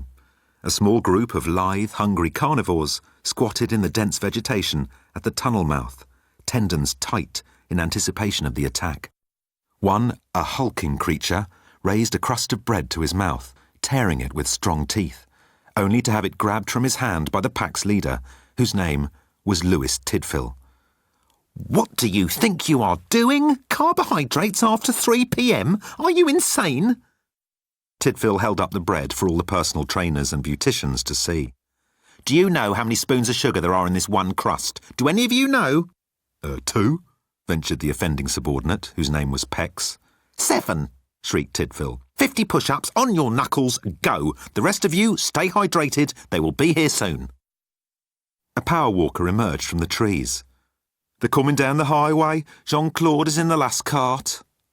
OK, everyone, said Tidfill. This is it. All we need to do is snatch the chef, and it's whole wheat crepes for everyone. Let's warm up with a slow jog and then charge. Now lift those knees, push it out. The personal trainers seemed to come out of nowhere, ripping into the last golf cart as soon as it cleared the forest's fringe. What the? Yelped Buckeye. Did everyone see what happened? No one replied, too focused on the group of tanned and toned athletes who were swarming all over the cart that held Jean-Claude. Then, in a flurry of biceps and a flash of leotard, they were gone. Jesus, whispered Hillman, meaning it for once. I didn't know humans could move that fast. Buff nodded sagely. Yep, that's trainers for you. Extremely well moisturised. The Tyromancers, however, had not turned back. If anything, they had increased their speed towards the nanites' compound. In all probability, they were fleeing the scene of the ambush, in case the trainers decided to strike again. Nice entrance, sneered Buff, as the golf carts putted to a halt. The cheese told me you would say that about our entrance, said Acide Preflux, their leader. A pity the cheese didn't mention anything about that ambush down the road, isn't it, boyo? Said Hillman quickly. Do not mock the cheese, said Acide. You will bring damnation down on us all. Appease the cheese, intoned his followers. I suppose we have to fight then, sighed Hillman. It is the only way, but no hitting in the face. Hillman closed his eyes and listened for the voice of his Nano. What should I do, Nano? The answer was immediate. Batter this crowd of steamers, Hillers. Give them a beating they won't forget. Righto, Nana, righto. Death to the Tyromancers! He roared. Even as Hillman was roaring, an enormous cheese wheel appeared in the sky, revolving over the combatants' heads, emitting an ominous hum. Damnation! Howled Acide Preflux. You have brought it upon us, Hillman Hunter! Acide and his band of Tyromancers, triangling with their fingers furiously, turned on their heels and ran. The cheese decided that it had had enough of being a cheese, and so, for a change, became a rolling eye, which was one of its favourites. Hillman sighed massively, and his entire body relaxed, as though his bones had jellified. Of course I should have known. The enormous eye rolled madly, then turned into a glowing white spaceship. A spaceship so cool that it made other cool spaceships, such as the Sirius All-Space Off-Worlder, look about as cool as a cluster of pimples on the nose of a 40-year-old man who was riding a bicycle with stabilizers. A section of the fuselage fizzled, then disappeared, revealing a tall, helmeted figure whose aura seemed to contain a choir of angels singing Thor in divine harmony. Alleluia, whispered Hillman. Meanwhile, on another part of Nano, another spaceship, the Tangrisnir, was backing into Nano's atmosphere towards the larger of the two settlements. The passengers inside its amorphous hull were still reeling with conflicting emotions that swelled their brains to bursting. This was partly the fault of the space itself, as the sleeve of dark matter is largely an emotional construct and can serve as an accelerant for feelings that may otherwise have taken years to develop. Trillian Astra. Could I love him? Is it possible that after all this time I can just bump into a man in the middle of a planetary destruction and fall for him? But he's not a man, is he? You don't even know what Wowbagger is. What a hoot that would be on the wedding night if your brand new husband expected you to lay a few eggs on the carpet for him to fertilise. Ugh. No, it's too much. I couldn't. Random Dent. Put me in a bloody tube, will they? I'll show them. Mr. Immortal thinks he's immortal. Maybe he should browse the sub-ether a little more. Wants to die, does he? Well, what sort of an ingrate would I be if I didn't help him on his way? Bowrick Wowbagger. Could it be love? Come on, Bow Wow, that's the dark matter talking. Don't lose focus here. You have a real shot at getting yourself killed. Not a big chance, granted. But if that fool, Beeblebrox, comes through, then there is a chance at least. Are you prepared to risk all that because you've taken a fancy to a mortal? Yes. If she will have me, I'll risk it all. If not, back to plan A. Which is, insult everyone on the planet and try to get myself killed. Arthur Dent. This is ridiculous. I've spent most of this incredible journey talking to the hardware. I need to move on. Ford Prefect. Beer, beer, wonderful beer. The more you drink, the more you fear.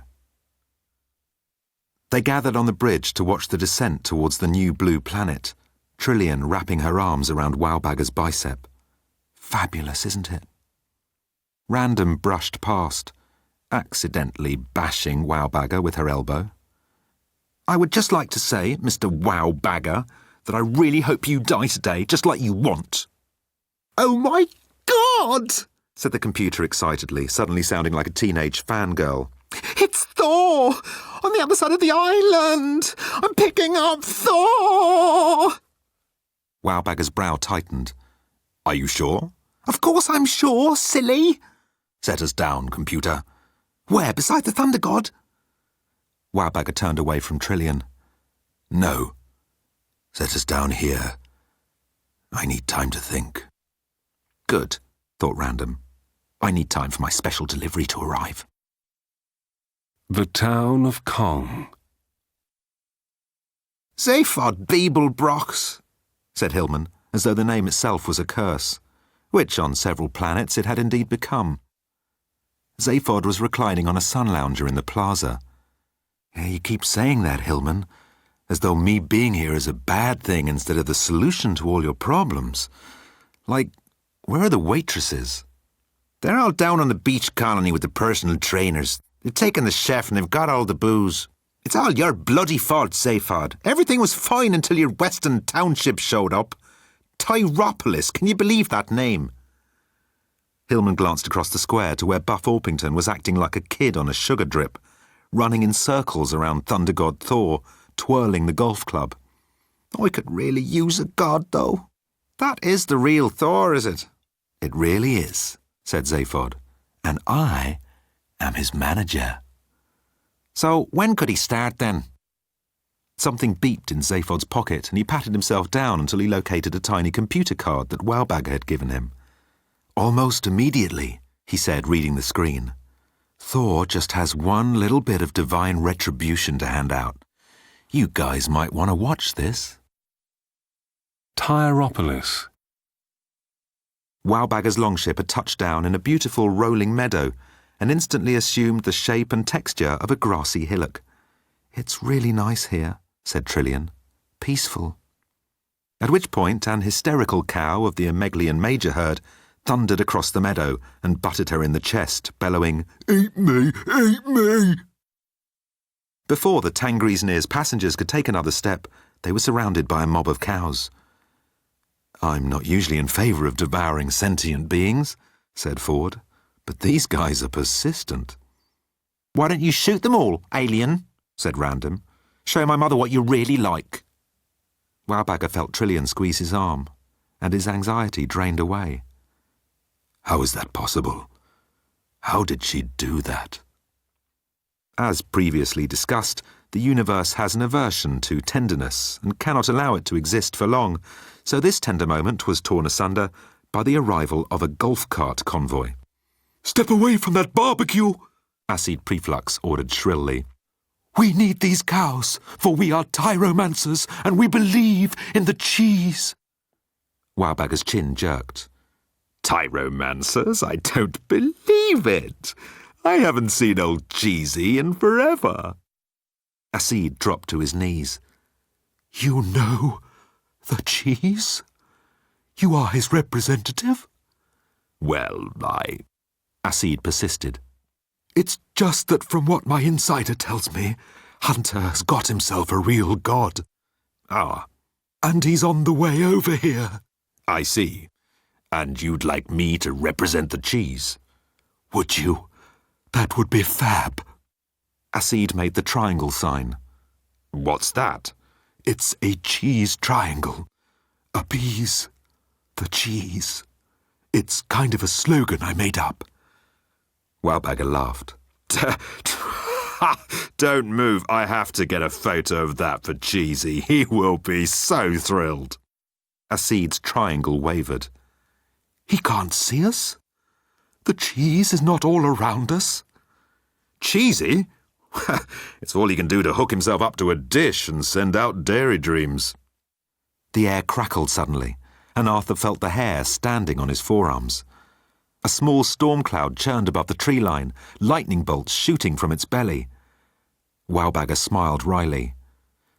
Beeblebrox actually got the big guy himself. I don't believe it. Whoosh! A massive lightning bolt scorched a huge section of the meadow, leaving only cooked cow carcasses and a massive X in the centre. Lucky blibbers, muttered a surviving cow. I guess X marks the spot, said Ford, a hank of charred meat in his hand. Do you have any sauce? He said to the surviving cow. This is a little dry.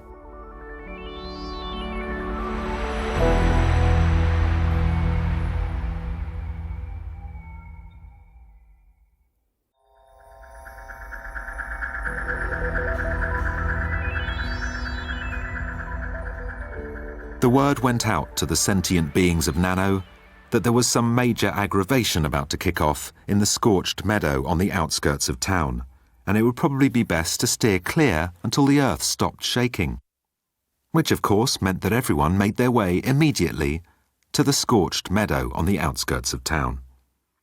Thor was limbering up in the scorched meadow, throwing a few shapes and making sure his leggings were securely secured. He felt nervous.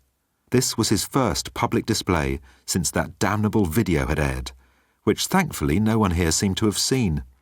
As far as these people were concerned, he was a first-class god who had never dabbled in rock stardom or candid movies. If I do well today, Thor realized, it could go a long way to restoring my reputation. On the far side of the scorched circle, the moment had finally arrived when Wowbagger could kiss this corporeal realm goodbye and good riddance.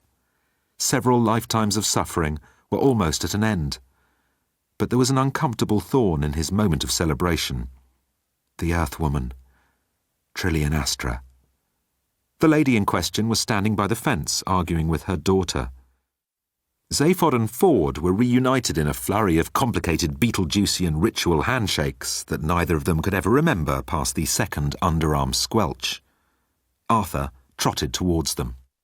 Vogons, he said, flapping a hand vaguely towards the skies. There are Vogons on the way. Don't worry about it, ape-man. Enjoy the moment, said Zaphod. Didn't you see what they did to the Earth? Arthur spluttered. Don't you remember those death rays? Hey, the Grebulons destroyed the Earth, said Zaphod, not the Vogons. Arthur's hands shook before him, as though he was playing an invisible accordion. Vogons, hello! The Vogons are coming! Yeah, we know, said Zaphod. But they have to jump through some pretty bendy space to get here. By my calculations, they won't make it for a couple of centuries, if they make it at all. Relax, Arthur. The Thunder God was a huge specimen, at least 4 times Wowbagger's height. But then a funny thing happened. With every step Thor was taking across the scorched earth, he seemed to grow smaller. Zaphod's idea, said Thor, patting his tiny body. If I just come out here and crush you, how's that going to make me look? Like a bully, that's how. This way, for any cameras pointed at us, I look like a giant killer, which is a much better angle, according to Zaphod, and he knows media. So, what happens? Said Wowbagger. I kneel down and then you clobber me? No, that wouldn't work. That's an execution. We have to give these people a show. Zaphod suggests we have a bit of chat first. You stole my ship, blah, blah, blah. Then you strike the first blow. I pretend to be injured, maybe limp a little back and forth. Then boom, on the temple, and the fat lady has well and truly sung, my friend. Wowbagger glanced at the sidelines. There were tears on Trillian's face. Okay, little man. It was me. I stole your ship. Thor puffed out his tiny chest, trying not to look mortified by the script he was supposed to stick to. You? My father gave me that interstellar longship, which I named after my beloved goat. Yes, I did steal it, and I'd do it again. I may be a benevolent god-evil giant, but I can only forgive so much. Cut the buffer biscuit, you preposterous little Viking. Your daddy hates you, and your mummy pretends you're someone else's son. Thor involuntarily shrank an inch. This wasn't in the script. Everyone knows it. Thor the drunk, they call you. I think you should have stayed at the bar. A small thundercloud suddenly appeared overhead, spitting white lightning. And did I hear something about a video? That was as far as Wowbagger got, because suddenly Thor was looming over him, with Mjolnir raised to strike. What happened to back and forth? Wondered Wowbagger, as the hammer came down with a noise like a meteor impacting on a field of ice. Goodbye, Trillion, thought Wowbagger, as he was driven 50 feet, straight down, into his grave. Zark. I'm not dead. Random, perched on the fence, watched as Wowbagger crabbed one elbow out of a crack in the earth. Oh, she grunted. The bugger's still alive. Her mother Trillion, who had fainted, lay on the grass beside her. Is that it? Hillman Hunter called. Is that the entire show? Lame-o, pathetic, shouted a voice from the crowd. Thor is just warming up, that's all, said Buff Orpington, Hillman's second in command. Working out the kinks. You'd better work 'em out fast, or we'll all be adoring the big chase. The surface chatter was abruptly halted by the sight of a vast, cone-shaped ship easing itself earthwards. There was almost complete silence for several moments, until a slender robot arm popped from a hatch in the strange ship's belly. At the tip of the arm was a blinking sensor that moved rapidly towards the crowd, telescoping over Wowbagger's head, through Thor's legs, dodging Zaphod, and stopping finally in front of Random. Random, Dent? It asked in a real robotic voice, back from when robots were robots. Yeah, I guess. Here is your package, and thank you for purchasing with UBID. An envelope dropped from the robot arm into Random's waiting hand. Enjoy your product. She tore open the envelope and ran to where Thor was patiently enduring a pep talk from Hillman Hunter. Put these on your hammer, she said, interrupting the nanite leader. The Thunder God frowned. I thought I heard something, sort of a squeak, squeak, squeaky squeak. Down here, shouted Random. Thor bent over, elbows on knees. Oh, look, a little girl. Do you want an autograph, is that it? Listen to me, Weatherman. I researched immortals on the sub-ether, and out of the thousands of hits I found on the topic, there was not a single tested and confirmed method of killing one. Zaphod chuckled. But this is Thor, girlie. He's the big time. Well, he's going to look big-time stupid in front of all these people when he can't kill the Green Man. That's not going to happen, said Thor, without much conviction. It won't happen if you put these on the head of your hammer. Nothing goes on the hammer, kid. Mjolnir stays pure. Random spoke slowly so the Thunder God would get the picture. I did manage to find a theory by a little-known scientist that said that an immortal can only be killed by an object that has come from the same transformational event. Even Zaphod could follow that. So, what did transform Wowbagger? He fell into a particle accelerator trying to retrieve a couple of elastic bands. Bands that I bought on UBID from the High Priest of the Temple of Wowbagger. Guide note. In Wowbagger's culture, elastic bands are religious symbols. Thor reached out a finger and thumb. Why don't I put those bands on my hammer? He said. Bowrick Wowbagger, the infinitely prolonged, was feeling a little light-headed, and it was a feeling he relished, as it reminded him of when he was mortal. As he lay prostrated in the dirt, he saw that there was someone else on the ground. Trillion. And this was the moment when Wowbagger knew for sure that he was in love. I'm coming, he called, leaning into a run. I'm coming! coming! A shadow fell across his face, something mountainous obscuring his view of Trillian. Time for the big one, said Thor, and Mjolnir hit him with such injurious force that it sent him straight into the stratosphere.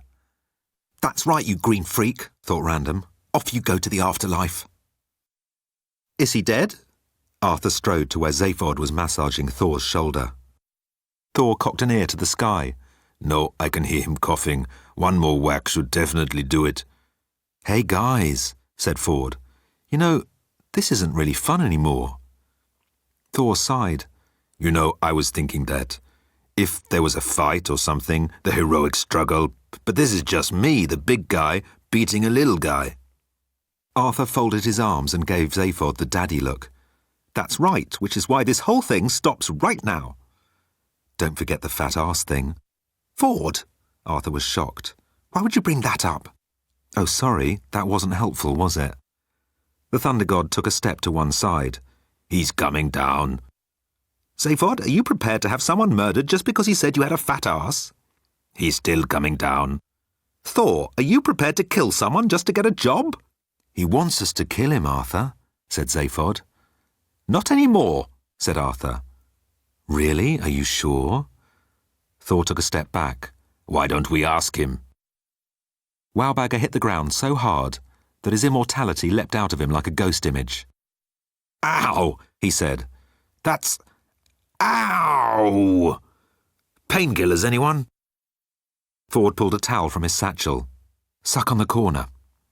Thor hefted Mjolnir. Any last words? Wowbagger spat out the towel. The deal's off. I need to live. Aha! There, you see?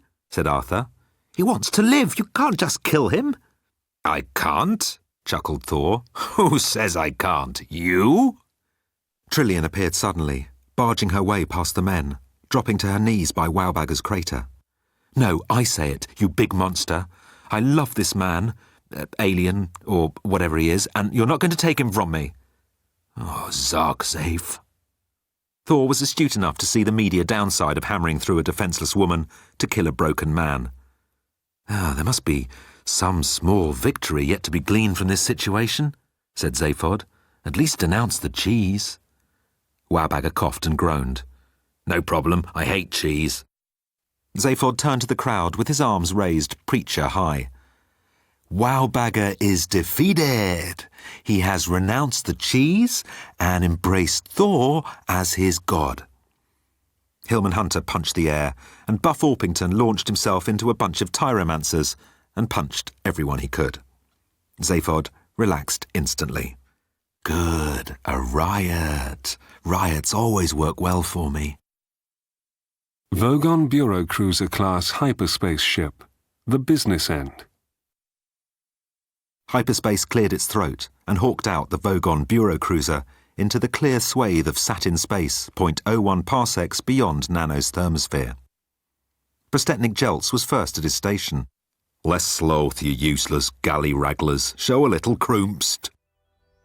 Guide note. If all Vogons are repulsive bureaucratic sadists, how does one get ahead in their society? It is a matter of being more Vogonish than the rest.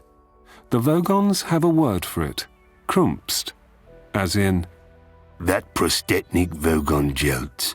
You see what he did to that orphanage? Barely a stick remains. That boy has real krumpst. Yeah, he's a krumpster. He's got krumpst coming out his krimpter. Jeltz cranked open his jaw to holler for moan, but saw from the corner of his eye that the little constant was already bobbing at his elbow. He thought, that boy moves pretty darn fast for one of us. Is that a good thing or a bad thing? It was, he decided, a consider it later thing. The first priority was to exterminate the Earthlings. This time, there would be no survivors. Think bitter thoughts, Jeltz advised his crew. The business end clanked and ka-chunked with the ominous sounds of torpedo tubes being loaded and plasma cannons being brought to bear.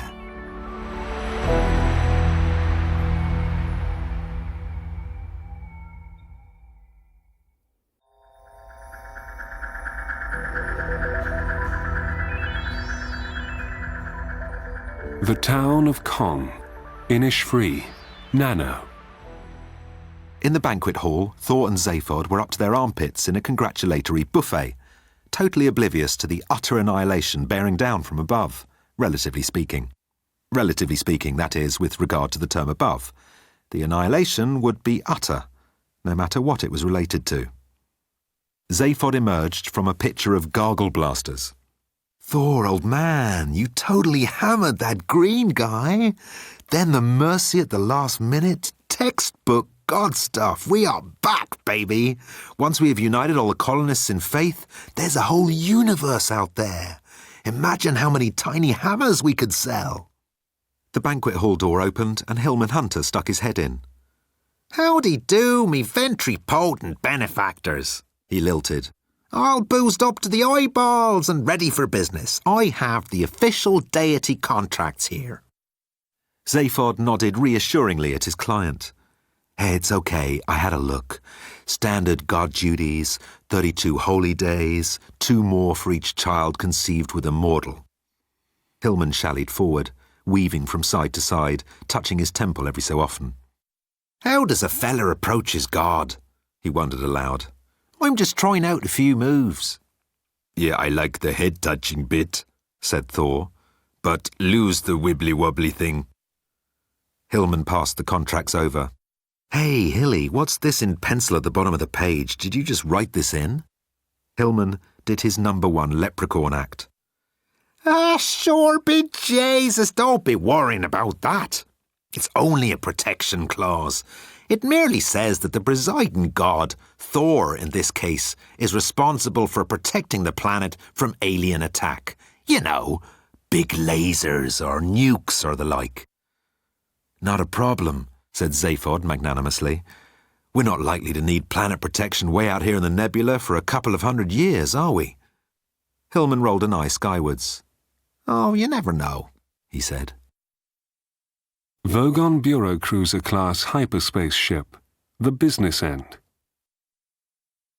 Prostetnik Jeltz had his seat winched up to cup his behind. What is the ship telling us, Constant? Constant Moan lurched towards the main instrument display panel.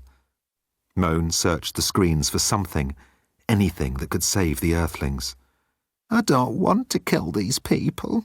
I want to ask them about country music and maybe hug an Australian lady. They're so outdoorsy. He glanced at the readings. The Earthlings were on Nano, no doubt about it. Well, huffed Jeltz, give me the good news, Constant. Earthlings 200 plus. Finally, at last, and ultimately, inevitably, crooned the Prostetnik. Plot me a torpedo solution, Gunner. Wait! Moan had blurted it out before he could stop himself. Wait. Did you say wait? Why would you say wait? Don't you want us to complete our mission? I didn't mean wait as such. So you didn't say wait? Yes, I said wait. So you said wait, but that was not what you meant? Yes, Prostetnik, exactly. This is disturbing, Constant. I expect my crew to mean what I want them to say. I do mean what I say, said Moan miserably. So you meant wait? No, Daddy, I didn't. The ultimate transgression. Grasping at familial bonds for clemency. Prostetnik Jeltz's torso bubbled and his ear actually tooted. Well then, my son, if you don't mean what you say, and you will not say what you mean, I don't have much use for you on this ship. Not inside it, at any rate. One chance, Prostetnik, Moan begged. One chance is traditional. Jeltz's bottom lip jutted out like a sun seal lying on its belly. Very well. 1 chance. Now use it to tell me why you ordered my gunner to hold on the unnecessarily painful slow death torpedoes. Moan stumbled to the readouts. There was nothing on the screens but heartbeats and blood pressure and calcium deficiencies and... Salvation. Prostetnik, I can explain my actions. That's just fabby, Moan. So you ordered my gunner to hold the torpedoes because... Because torpedoes won't be enough, sir. You are milking this, Moan. They won't be enough because we have an immortal on the surface. Class 1. You're certain? Absolutely. The scans are bouncing off him, sir. We will have to retreat, thought Moan. We have no defence against a god. A god? Said Jeltz. This is the chance we've been waiting for. Gunner, fire at will in the general direction of that immortal. Moan cleared his throat. Sir, our torpedoes cannot harm a god. Jeltz attempted a crafty grin, dousing Moan with half a jug of spittle. Harm? No. Distract? Yes. Distract? Yes, son. Distract this god, whoever he is, from the secret experimental weapon we are about to carefully load into a tube. Experimental weapon? Moan squeaked. Secret experimental weapon. Jeltz winked. Nano. Ford Prefect was barging through the thrumming lunchtime crowds. Arthur recognised the look on his friend's face. I don't believe it. This planet's about to be destroyed. Isn't that right, Ford? Ford pulled his copy of the Hitchhiker's Guide from his satchel and checked the sub-ether imager. Either it's Vogons or a very big Toblerone. Random shielded her eyes against the sun. I can't see anything. They're up there all right. The guide never lies. That bloody guide lies all the time. What should we do, Ford? Can we hitchhike? Ford laughed. Are you kidding? The Vogons won't fall for that again. Even their shields have shields. So what then? We need to run, quite quickly, to the spaceport. There might still be time to board the Heart of Gold. The business end. Missile holographs, said Jeltz. What do you think, Gunner? The gunner was hardly going to argue. Why not, Prostetnik? Said the gunner and ran the programme. Nano. Thor clicked 2 fingers and Mjolnir jumped from its charger on the wall and sped into his hand. Who are these invaders? Vogons, me lord. Zaphod was thrilled. The Vogons are here already? This is gonna be epic. You will totally decimate those bastardos. Thor belched mightily. I hope I can put on a bit of a show this time. Give the viewers some drama. Be a bit more like Dad. You know, godly. Go, Thor, go!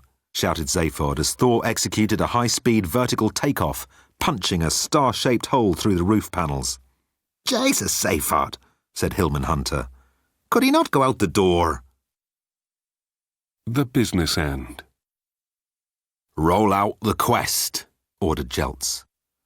Generally, Moan loved a good acronym, but today every letter may as well be D for desperation, also death, and more than likely damnation. They were about to kill a god. Go on, son. I know you're dying to know. I'd like to know, said the gunner brightly. Quest stands for Quite Unwieldy Experimental Sublimation Torpedo. Moan did not think that having the word experimental in a weapon's name was very encouraging. Gunner, plot me a solution for the quest. It might be difficult, sir, admitted the gunner. I don't know what this being is made of. Jeltz shifted in his chair. No. Target the Earthlings. Let's see how much this god loves his people. Smart, thought Moan miserably.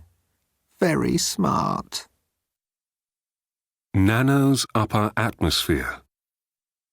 Thor was having the time of his life, swinging Mjolnir in wide arcs, trademark thunderclap booming in his wake, and hitting the missiles from below. He heard the fizzle of a detonation inside one, and he stuffed it into his belly, absorbing the nuclear blast. From the ground, it seemed as though he had swallowed the sun. Hillman was impressed. Now that's a feckin' god. The business end. Jeltz held one finger aloft, holding the crew enthralled. Down went the digit. Kill that god, said Jeltz. The gunner span a ratchet 3 times, then honked down a voice tube. Quest away. God will soon be dead, sir. Nano. Ford Prefect had managed to hack on to several galactomap sub-ether sites and was watching the big blow-up from a dozen angles on his Hitchhiker's Guide screen. Wow, what the zark is that? Arthur shouldered in for a look. Look at the size of that torpedo. I've seen smaller asteroids. Thor will swallow it though, won't he? Asked Arthur, attempting to pull together the folds of a dressing gown that he wasn't wearing. He's a god. No problem, right? It's not headed for Thor. Nano's upper atmosphere. Truth be told, Thor was showing off a little. This is too easy, he realised. Much more of this and the viewing figures will dip. Then his immortal tympanum detected a different engine whine. These Vogons were trying to slip something past him. Thor dropped through Nano's ionosphere like a rocket-charged stone. The new torpedo curled in below him, a massive, chunky series of rough cylinders, with one small jet doing all the pushing. Thor sniffed, but he did not recognise what kind of explosive he was dealing with. It didn't matter. The impact alone would liquefy a good section of the continent. So if any mortals did survive the explosion, they would only live long enough to be engulfed by lava. Thor touched down on the torpedo's fuselage and clambered along the shaft towards the nose cone. Should I toss the payload into space? He asked himself, leaning into the wind. Or should I nudge the entire thing off course into the ocean? What would look best on camera? Thor sucked on the tip of his moustache as he remembered something Zaphod had said. I wonder. The business end. Detonate the quest. Yes, Prostetnik, said the gunner. Nano. A collective ooh rose from the crowd. This was not a conventional explosion, blast, bang, kaboom. There was just a loud whoop and the ballooning of a perfect cuboid of green material. The material crackled, then split into 16 small cubes. Ford said what most people were thinking. Those cubes are a lot smaller than Thor. The cubes popped one by one in rapid sequence, and what debris was inside them rained to the earth as grey ash. Thor was gone. I've got a couple of sea dragon eggs, said Ford to Arthur, rummaging in his satchel. May as well go out singing.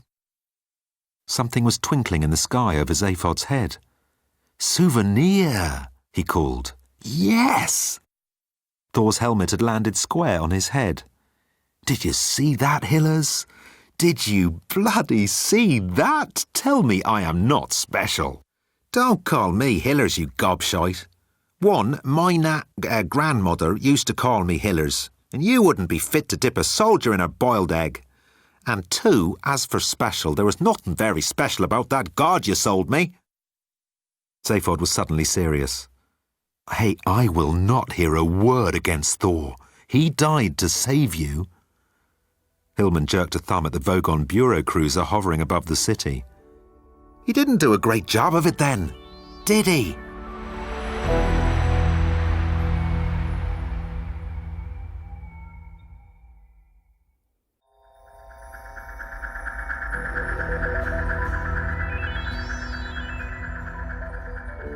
The business end. Prostetnik Jeltz's armpits were moist with delight. What do you think of your father now, Moan? There were whispers back in Megabrantis that I was past it. Imagine that. By the book, Jeltz, past it. By the book? My new sobriquet, Moan. Like it. What happened to Utter Bastard? Jeltz laid an almost boneless hand on his son's shoulder. I am hoping that you will be Utter Bastard one day. Moan hung his head. I already am. We all are. Jeltz felt his armpit glands squirt. Well said, my boy. Well said. The gunner interrupted this almost tender moment. Sir, the Earthlings! Jeltz flapped a hand. Exterminate them. Moan? Constant Moan was racing across the bridge and clobbering the gunner across his blubbery brow, just as the officer's fingers feathered the fire button. The gunner's eyes crossed, uncrossed, then closed. The crew froze. to see what Moan's fate would be.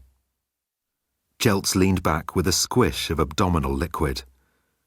Constant Moan, I am intrigued. This is not right, Moan blurted. How do you mean? Asked Jeltz, wattle-wobbling.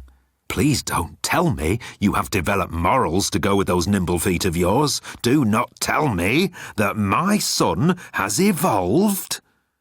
I mean, this is not right, as in, it is not by the book. Not by the book, you say? Jeltz swiveled towards the comm post. Record this, would you? I may have to explain the execution to his mother. Moan forged ahead with his explanation. Our order was to eliminate all Earthlings. These people bought a planet from the Magrathians, and the Magrathians are a registered business with the government. The Central Planning Office approved Nano as a tax-paying member planet of the Planetary Union, as governed by the galactic government. Jeltz shouted into the PA. We still need to eliminate the Earthlings.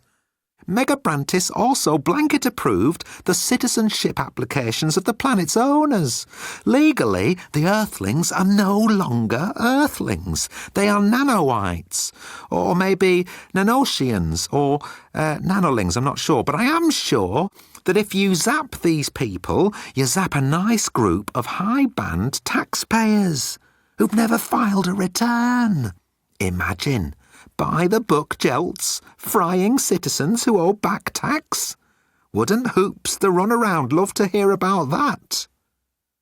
Wow, said Jeltz, and it was not a word he used often.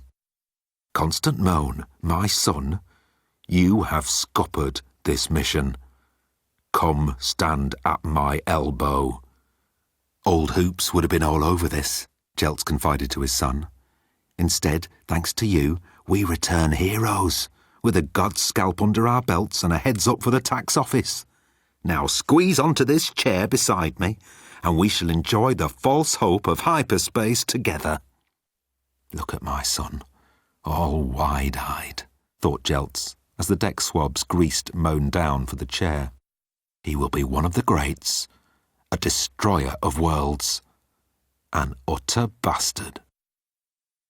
Nano, the town square of Kong. A collective "oh" rose from the crowd as the Vogon Bureau cruiser absented itself in a charming display of blue hyper-engine pyrotechnics. Zaphod, with his innate sense of the theatrical, clambered atop the statue pedestal. "Hey, the Vogons have been vanquished! Thor has saved you!" Which Thor? said Hillman, puzzled. The dead disappeared one. Zaphod threw him a look which asked Hillman just how stupid he was exactly. Oh, of course, he cried. Thor has saved us! Hillman mounted the pedestal. And he will come again when he is needed. Now you're getting it, said Zaphod. The Lord Thor will communicate with his people only through me. I can pretty much guarantee that. Whatever Hiller says, that's what Thor, who saved us, wants you all to do. And if we don't? Called a voice. Zaphod frowned. Then Thor would be most unhappy, and so would his hammer. Barely a week had passed since the aborted Vogon attack, and Arthur Dent and his daughter Random were sitting in Hillman Hunter's office, inquiring after the progress of their citizenship applications. She needs to go to school, said Arthur. I have 8 master's degrees and a double doctorate, protested his daughter. Virtual degrees, said Arthur calmly. I don't think they count. Of course they count, Daddy. Don't be so Cro-Magnon. That girl even sits sulky, thought Hillman Hunter. I have heard, he said aloud, that the University of Croxwan rules on virtual degrees if you can pass the qualifying exam. I could put in an application for you. And what of Zaphod Beeblebrox? He had decided to sneak off into improbability during the night. He would have preferred to make his exit covered in the confetti from a parade given in his honour, but there was the matter of the gold he had liberated from Hillman's safe as payment for Thor's sacrifice. Ford Prefect tossed a handful of rice into the air over Zaphod's head. Thanks for the send-off, cousin, but I'm trying to skulk here. You sure you won't hitch a ride? No thanks, Zafe. This planet doesn't have so much as a single article in the guide. I'm going to stick around for a couple of weeks and write it up. Sounds good, said Zaphod wistfully. So why don't you stay? Zaphod struck a pose on the gantry of the spaceship, the Heart of Gold. One leg bent, forearm across his knee. From somewhere, an organic bulb flickered on, etching his jaw in crimson light. It's not my destiny, Ford, he said, a sudden breeze fanning his hair behind him. The universe has different plans for Zaphod Beeblebrugs. Well, look who it is, said Left Brain. The great galactic president gracing us with his presence. Zaphod heaved the sack of gold into a locker. Hey, LB! Nice work with the light and wind machine. As he sauntered onto the bridge, Zaphod noticed a hammer icon revolving on the main screen. When did that come in? A few hours ago. On screen, the hammer icon twirled and became a video box. Hey, Zaph. Hello? Hello? Thor's hirsute features filled the screen. Oh, okay. Okay, now I see it. We're on. Hello, Zaphod. This is your client, Thor the Thunder God. I am not dead, as you probably guessed. Thor leaned in close to the camera. It was the martyr comment. Like you said. I was walking along that big bomb, thinking that if I let it kill me, then the humans would think I died for them. So, I gave it 100% up to the Vogon ship when I heard the detonator spark and hid in their pipework for a minute. I thought I'd tap the ship with Mjolnir. Make it look like a bit of shrapnel did for her, but then they just took off into hyperspace. Don't know why. Anyway, that's it. I'm off to Asgard now, ready for resurrection if you need me. Oh, last thing. Keep your eye out for my helmet. I must have lost it in the explosion. I'm gonna sign off. I have another call coming in. Thor beat his chest with one fist, then winked at the camera. Nice work, manager. Zaphod closed the video window, flabbergasted. Left Brain bobbed before Zaphod's eyes. You don't remember saying anything about martyrs, do you? No, replied Zaphod, but that doesn't mean I didn't say it. So you actually thought your one client was dead? Of course not. You can't kill a god. What about that special bomb? Zaphod snorted. The Quest? Who do you think sold that to the Vogons? I'm surprised it didn't fall out of the sky. I put a lawnmower engine on that thing. Left Brain was quiet for a moment. Just the two of us again. What would you like to do? Nano. Arthur stuck to a couple of weeks of stay-at-home daddy, making sandwiches, then began looking for excuses to go on a trip. Just you and me, he told Ford.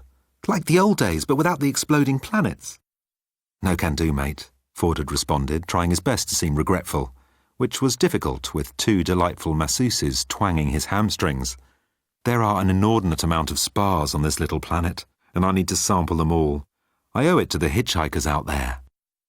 And so Arthur was forced to explore alone. He decided to dress up his trip as paternal duty. I'm travelling to Cruxwan to vet this university for you, he told Random.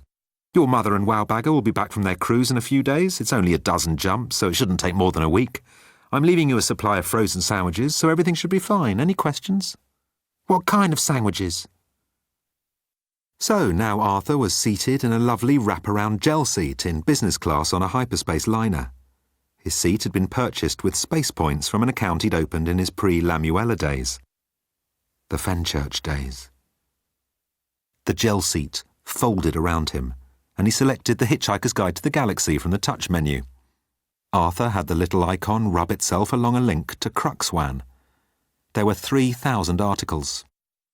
Plenty to keep me going for the entire journey, he thought. Hyperspace, I have missed you. The jump was smoother than he remembered. Must be these new seats. Before the next jump, he was mildly surprised to find the chair beside him occupied. The newcomer was chatting to him with some familiarity, as though they'd met before. The voice was one he knew, and so was the tilt of the head, and the sheaf of hair tucked behind one ear.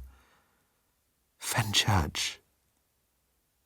Fenchurch tapped him on the forearm. And another thing, she said. What other thing? Arthur wanted to ask. And what thing came before the other thing? But when he raised his hands to cradle her face, he saw that his fingers were transparent. What? Oh, no! The plural zone, he realised. People from a plural zone should never travel in hyperspace. They could end up anywhere.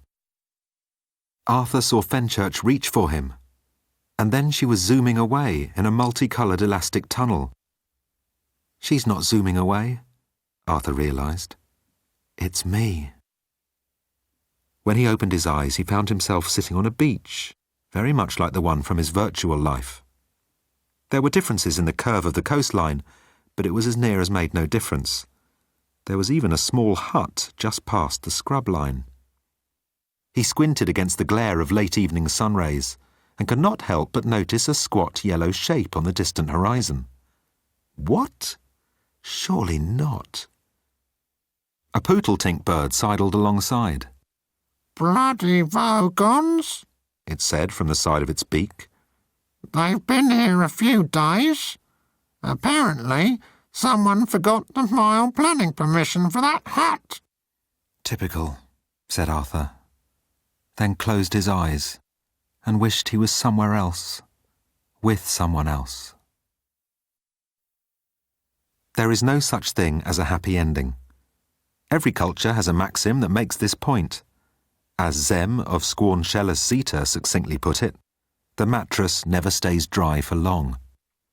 However, the number one most overused quote on the subject of endings, happy or otherwise, comes from an old man who lived on a pole in Hawalius, who said simply that there is no such thing as an ending, or a beginning for that matter. Everything is middle. And so we reach the end of one of the middles.